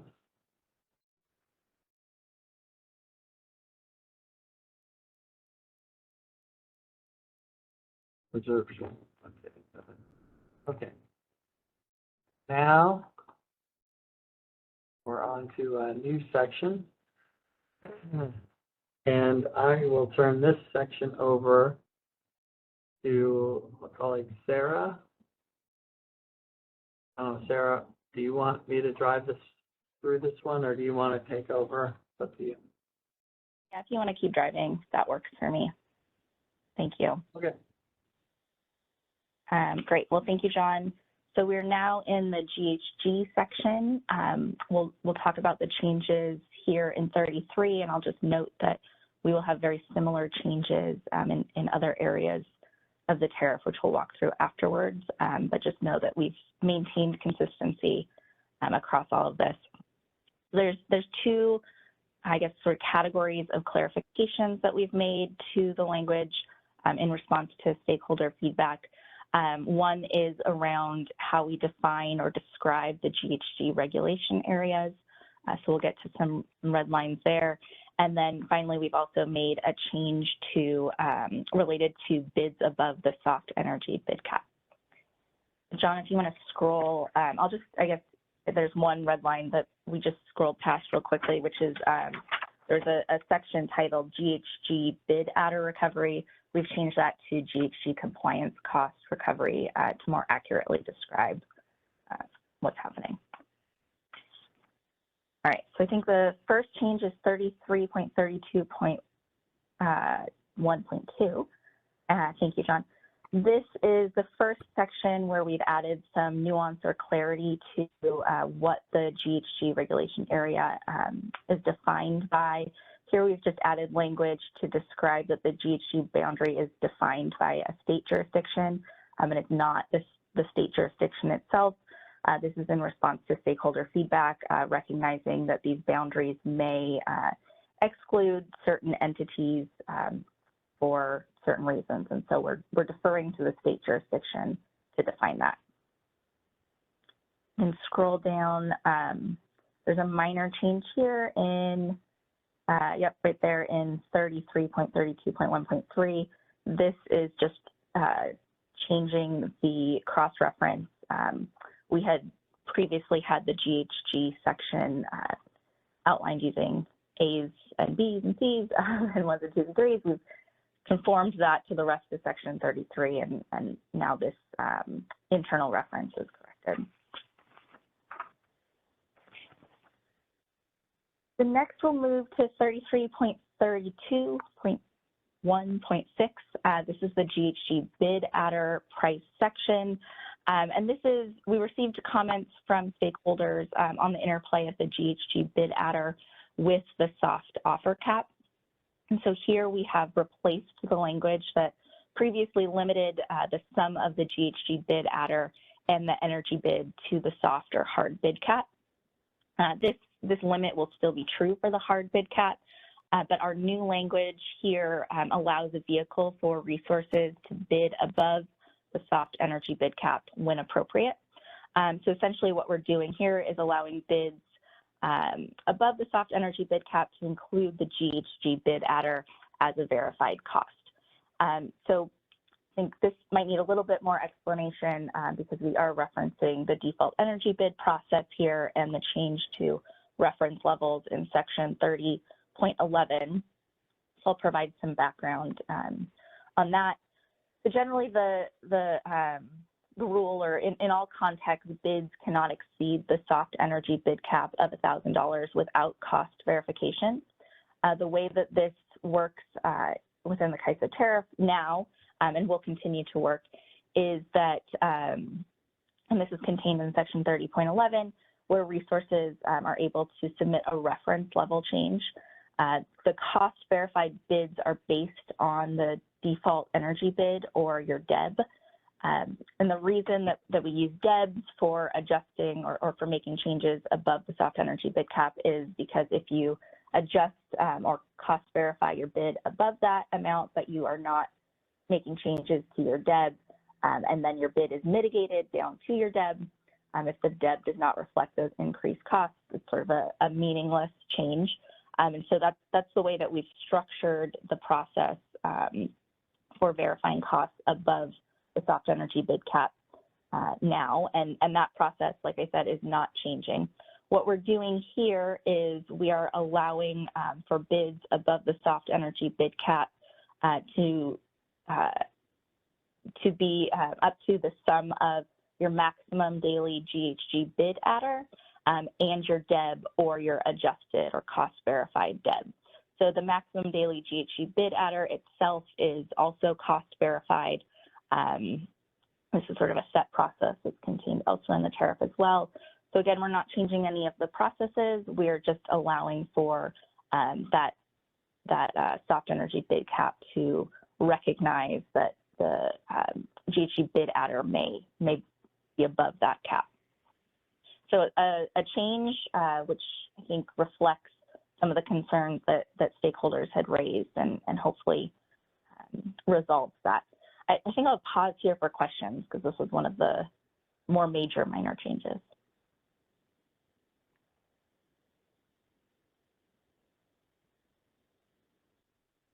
Okay, I'm not seeing any in the list here, but you know, feel free to reach out to myself or Milos or John or Andrew Ulmer. So quite a few contacts here if you do have questions on that. All right, so John, if we can scroll down, I think there's just one or two more minor changes here. 33.32.5.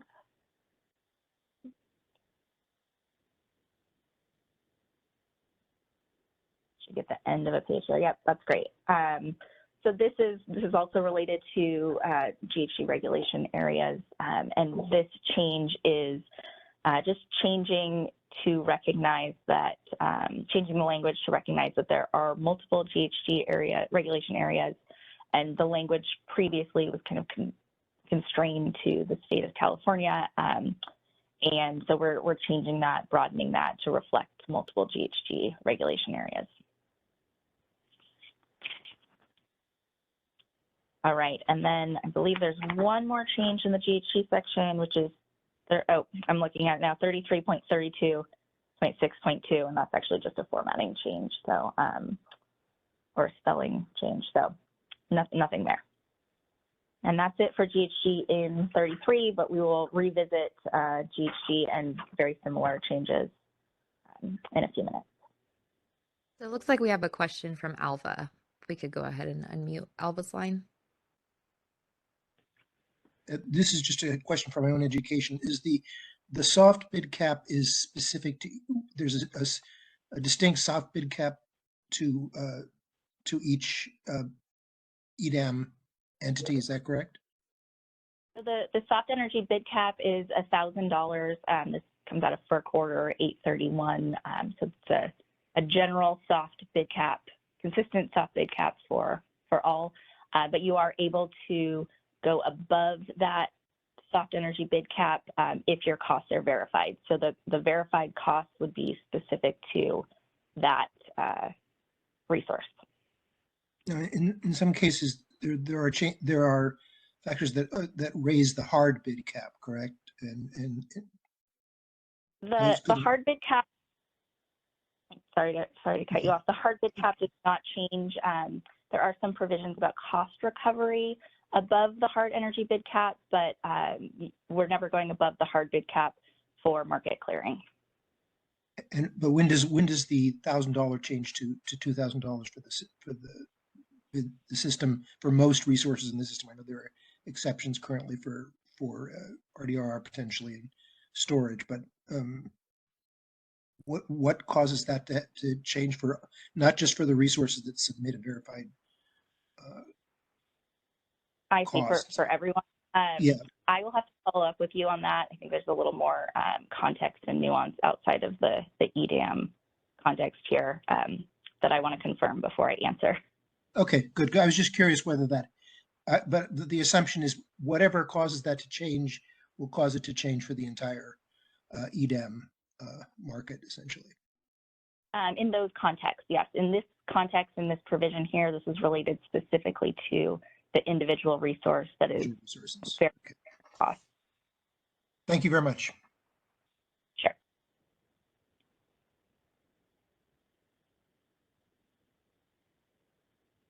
Okay. Well, thanks, Sarah. I think we'll be back to GHG here pretty quickly in the other section. Okay, so we're almost through section 33. Here's one of those not used sections, and we can in these cases this will be coming out of the final version of the tariff. We have here congestion revenue rights where it's going to stay because it's not applicable, and then there's a whole bunch of not used. I think we're done with this section, and so I guess just orient myself back to some of the other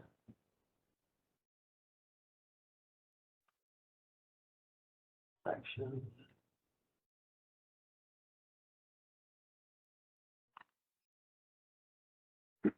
All right, so I am going to, we'll quickly do section 30, which I think is purely a GHG section.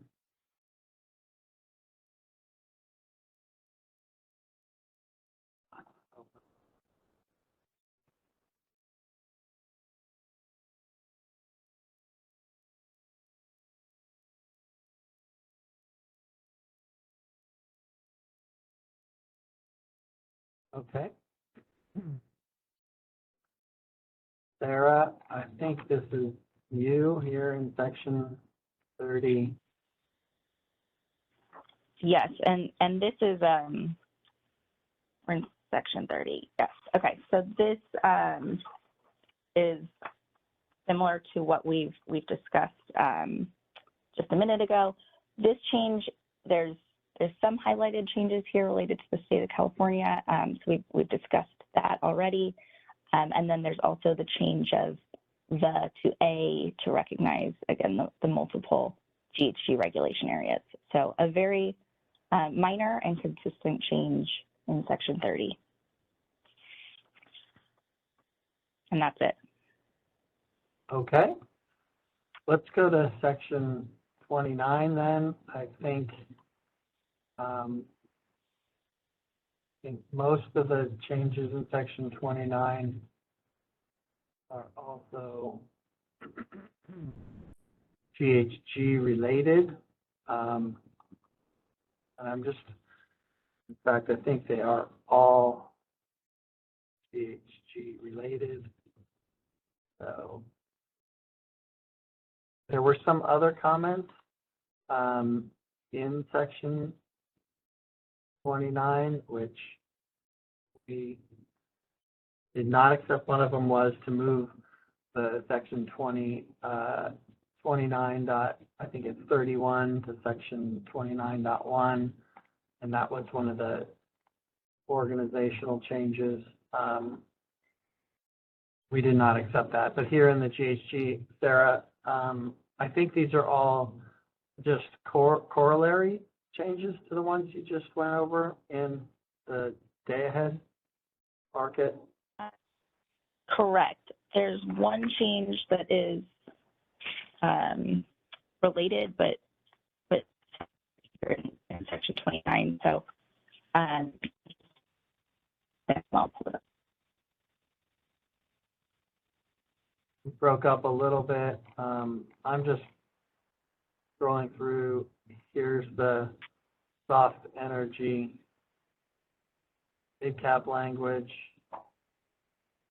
Great. Yep. Same language or similar languages contained in section 33 and exact same concept.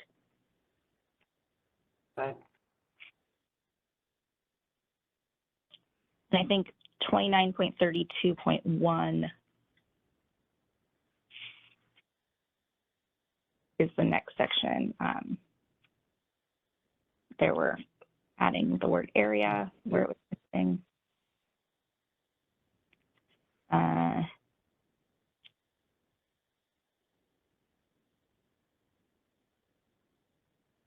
That's a typographical change, so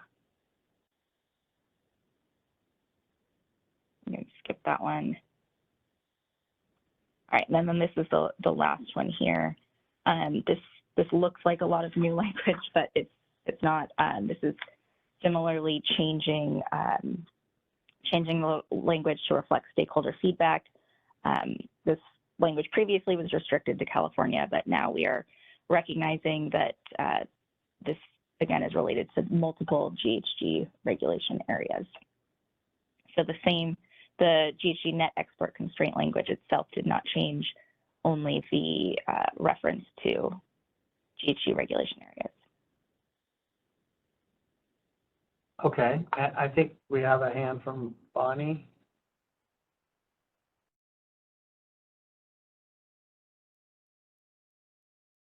It just caught my eye that you have a misspelling in that first yellow highlighted area, regulation. I see that. Thank you, Bonnie. Okay. GHG reg R. I'll make sure we get that corrected. Thank you.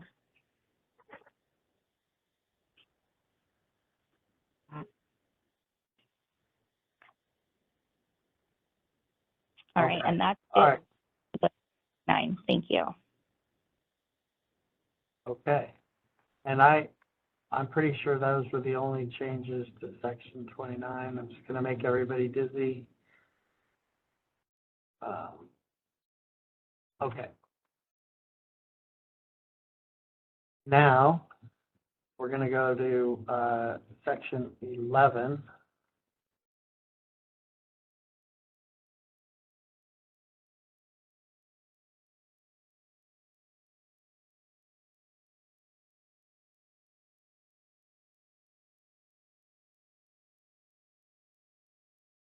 Okay, so now we're in the section 11, and we did make some changes here to, not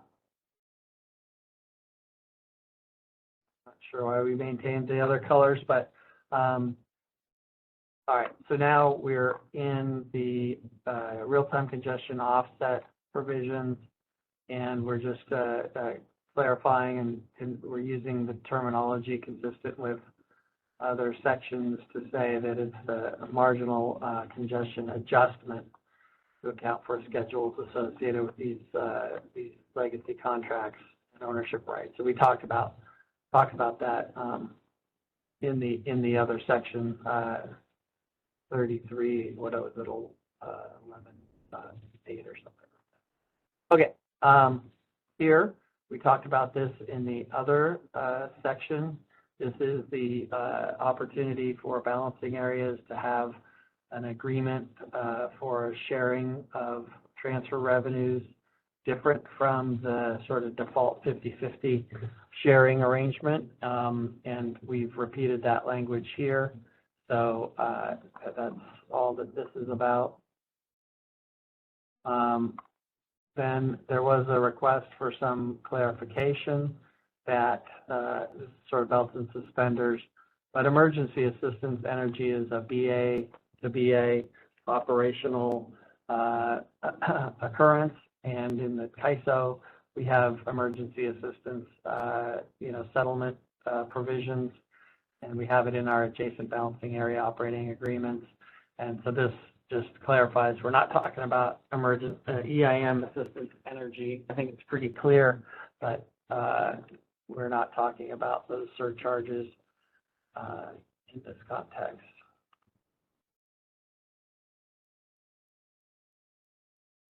All right, the last comment came in. It's about neutrality, and the question was, what happens if there's a dispute and a neutrality adjustment is necessary solely for day-ahead market outcomes, and you can't have things being read to EIM measured demand in those instances. And this is a fairly unlikely scenario, but we understand the concern, and so we've added a defined term, EDM measured demand. It's a parallel to EIM measured demand, so that if the dispute concerns the IFM, it will be these neutrality adjustments will be made based on our spread pro rata based on EDM measured demand, and in most cases it would be EIM measured demand if it concerns the real-time market or the residual unit commitment process. I think that's it for section 11. Any questions about anything in section 11? As a reminder, if you have a question, you can raise your hand by selecting the raise hand icon, which is located at the bottom of the screen. And Candace, do we have any questions on the phone only line? At this time. Okay. All right, so now we'll move to Appendix A. And there's that new defined term, EDM measured demand. And again, it parallels the definition for EIM measured demand.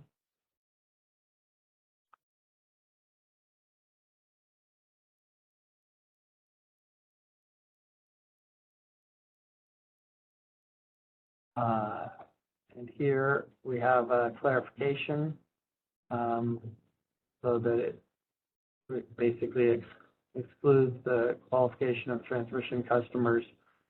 So that the idea here was EDM transmission service providers are, they provide transmission services under a tariff. They're not network integration customers of a transmission service provider or other transmission customers of the transmission service provider. So we've added the concept that you have to basically provide transmission service. It seems self-explanatory, but it doesn't include all these other folks, including legacy contracts or ownership rights. If you have ownership rights, you could be a transmission service provider, potentially, but that would make you one and not the other. So we think that clarifies that provision or definition, which also carries through into the agreement, and we'll talk about the agreement shortly.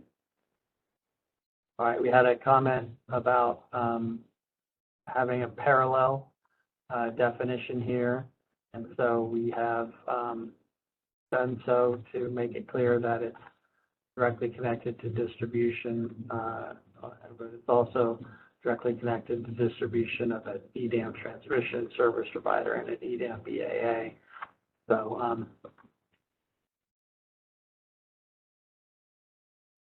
that clarifies that parallel relationship in the context, and that's it for Appendix A. Any questions on Appendix A?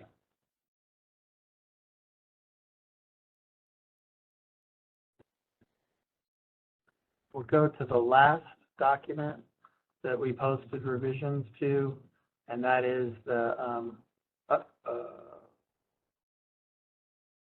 John, I just want to make a quick note. don't think we got in Appendix A to the GHG regulation area. I just want to note for those on the call that we made the same change to that section or to that definition, that the GHG regulation area will be the GHG boundary defined by the state jurisdiction and not the state jurisdiction. So that closes out all of the changes on how we define that GHG regulation area. Okay, so it was just a red line that didn't have a comment, so I missed it. Yeah, it again tracks the same language we put in 33 and 29, so there shouldn't be any surprises there, but just to note that it's down below. Okay, there it is. Yeah, very minor, but I wanted to call out to confirm that we made that change in response to comments, so thank you. Okay. And then the last document is one of the agreements, the transmission service provider agreement. And I'll turn it over to my colleague, John Spomer, who can explain the changes here. And then I do believe there were other, just like a few typo type cleanup changes to some of the other agreements. We didn't bother to repost them all, but this is the only significant change. John? Okay, thanks, John. Appreciate it. So we received a few comments with respect to the draft transmission service provider agreement. So what we've tried to do here is we made some edits to address those comments. And so you'll notice that the first edit that was made is in the recital section B. And this section talks about, essentially just recites the definition of what a TSP is, and the edits here are consistent with the changes that were made to the definition of a EDM TSP in Appendix A that John just covered. So those were the edits that were made here. So we can go down to the next edit, which I believe is in the termination section in 3.2.1. And so we received a comment about whether or not the CAISO's dispute resolution process in Section 13 applies to sort of a situation where there may be a default under the agreement, and whether there's a default or not, should that be subject to the dispute resolution process? The short answer is no, until there's a final action made on the agreement, e.g., when the agreement is terminated.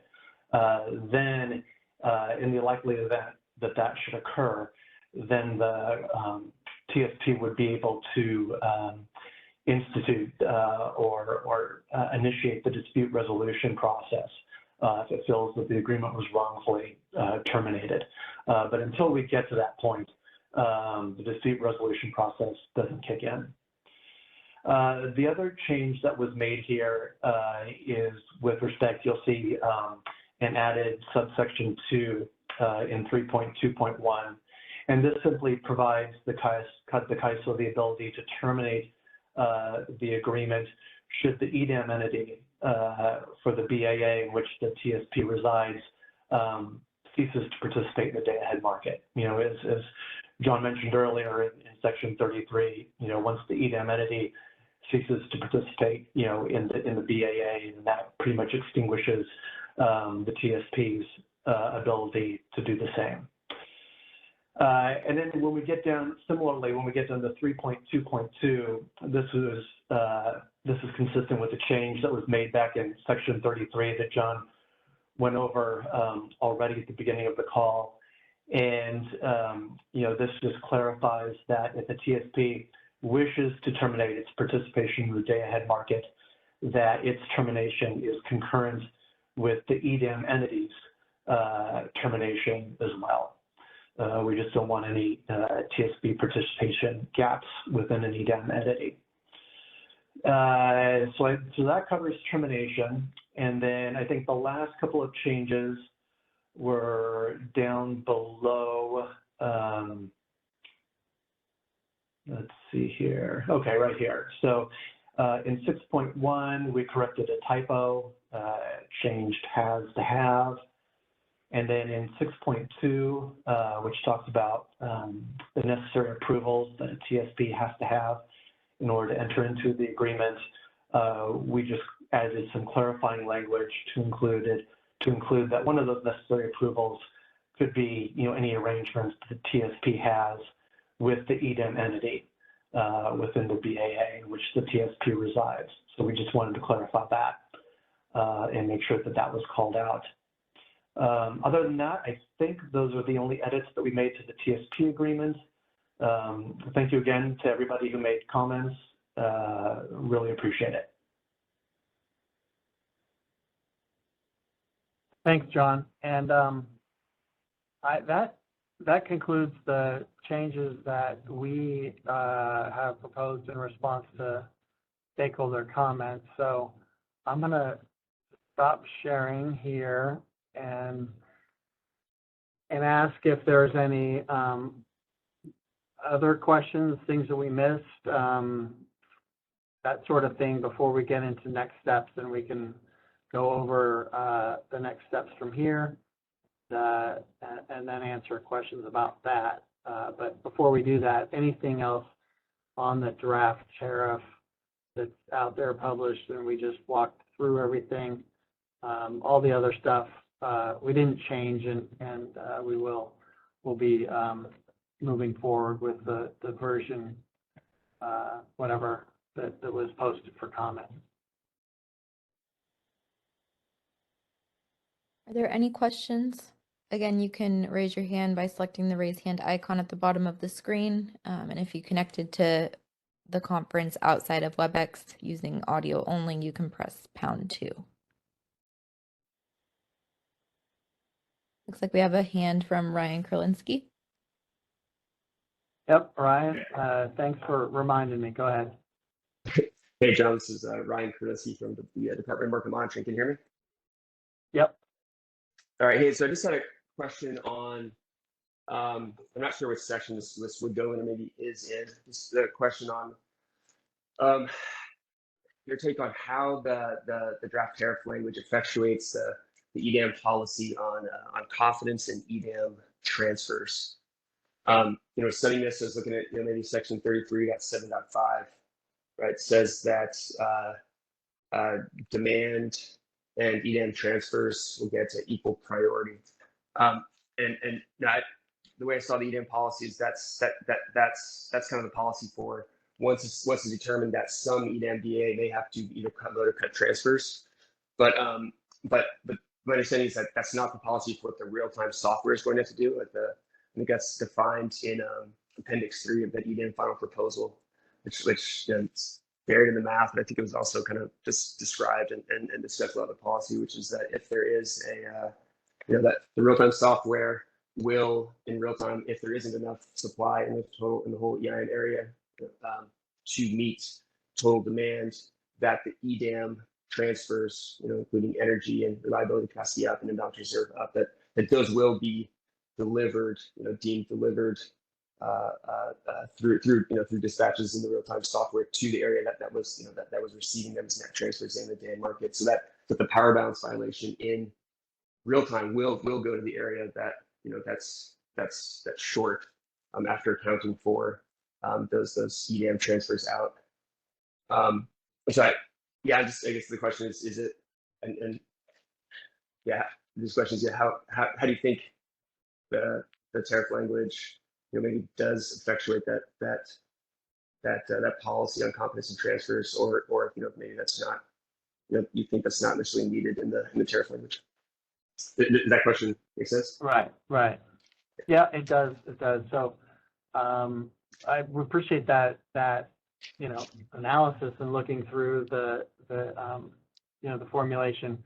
So the way it should work is, I think that's right. So I think that the software, as you described it, is correct. So the power balance violation would occur within the balancing area, and the balancing area would be informed of that infeasibility.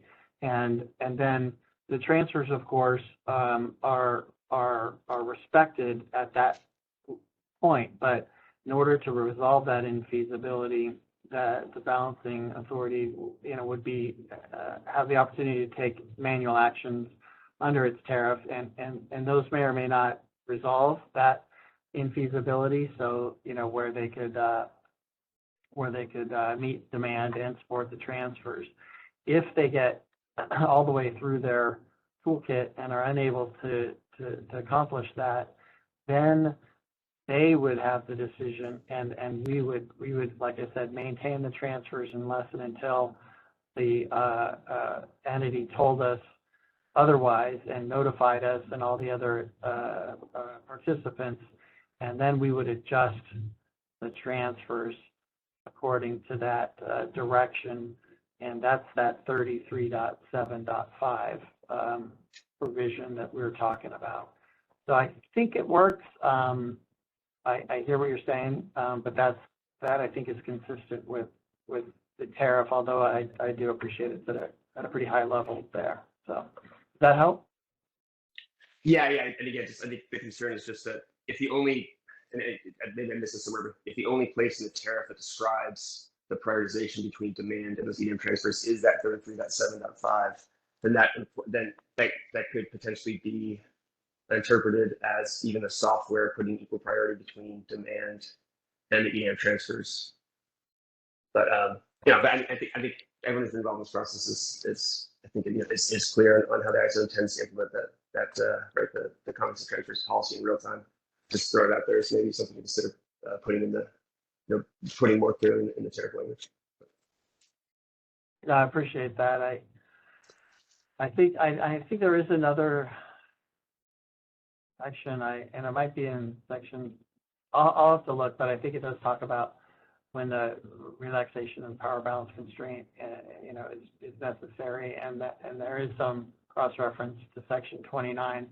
But I'll double check that, Brian. I appreciate that, and maybe when I'll get with one of the SMEs and make sure we got it covered. But that would just be a clarification. It wouldn't certainly change any of the underlying objectives of any of the sections that we're just talking about now. So yeah, and yeah, exactly. Some of that process may be more appropriate for a business practice manual discussion about things that may occur beyond what's in the CAISO tariff, but we do need to double check. So thanks. Yep. Right. Yep. Thanks for taking that into consideration. That's it for me. All right. Thanks for bringing that up. Okay. Anyone else? Are there any other questions?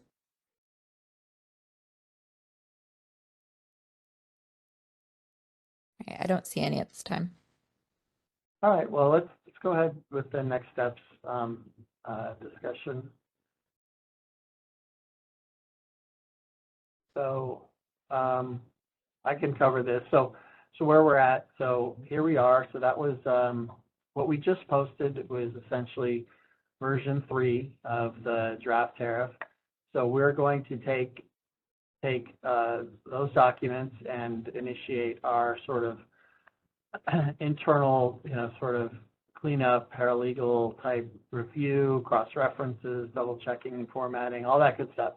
And then what we're going to do is we're going to take the output of the DAME tariff development process, which is ongoing now, and David is leading that, so he's got his foot in both camps. And what we'll do is we're going to merge those two tariff sets of changes together. There is not a lot of overlap, I'd have to say. The biggest area would be in the Appendix C changes, where we did publish 2 versions, one that had the reliability, capacity, and balance reserves products described, and the other that had all the EDAM related changes described. So that'll be merged into a single version of Appendix C, and otherwise, we'll reconcile any any cross references or differences. So we'll end up with a single tariff. So that tariff, which is the joint DAME-EDAM, will be presented to the commission for acceptance in mid-August. So clearly we've got our work cut out for us to finalize all the tariff. And of course, we've started working on our transmittal explanation of all of these things. And we will be submitting that in the mid-August timeframe. Just as a heads up, we're thinking of asking the commission to extend the comment period from 20 to 30 days and the answer period from 15 to 20 days, just to provide a little bit more time for everyone without taking up too much of the commission's time and for their consideration. So hopefully that'll avoid, motions for extension of time and that sort of thing. But that's obviously outside of our control. So we'll probably put that request in the filing. We will be requesting an effective date 120 days from the date of the filing. That effective date would relate to section 33.2, the implementation provisions for the extended day ahead market, and the Appendix B pro forma agreements. And then from there, we would request an effective date, I think it's of May 1, 2025, I think, something like that. Anyway, don't quote me on any of those later dates, but we'll ask for a waiver of that notice provision to allow that to go into effect at a later time, and we'll be seeking a decision from the commission on everything in the December 2023 timeframe. They have a commission meeting in that timeframe, so hopefully this will work for everybody. But obviously that's a process that has to unfold, and that's our next steps as far as the joint DAME and EDAM filing. Any questions about any of those next steps? Oh, last, we will not have a further round of tariff comments on the EDAM tariff materials. You're welcome to send a note or anything, reach out to me or any of the other attorneys, and we'll certainly do what we can. But we're not having another round of comments on this tariff language. Are there any last questions before we conclude today?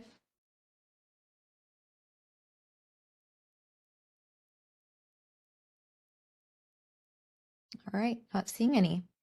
All right, well, thank you to John and the rest of our legal team here. That concludes today's stakeholder call. I hope you have a great rest of your afternoon and a great rest of your week. Thank you, Isabella, everyone.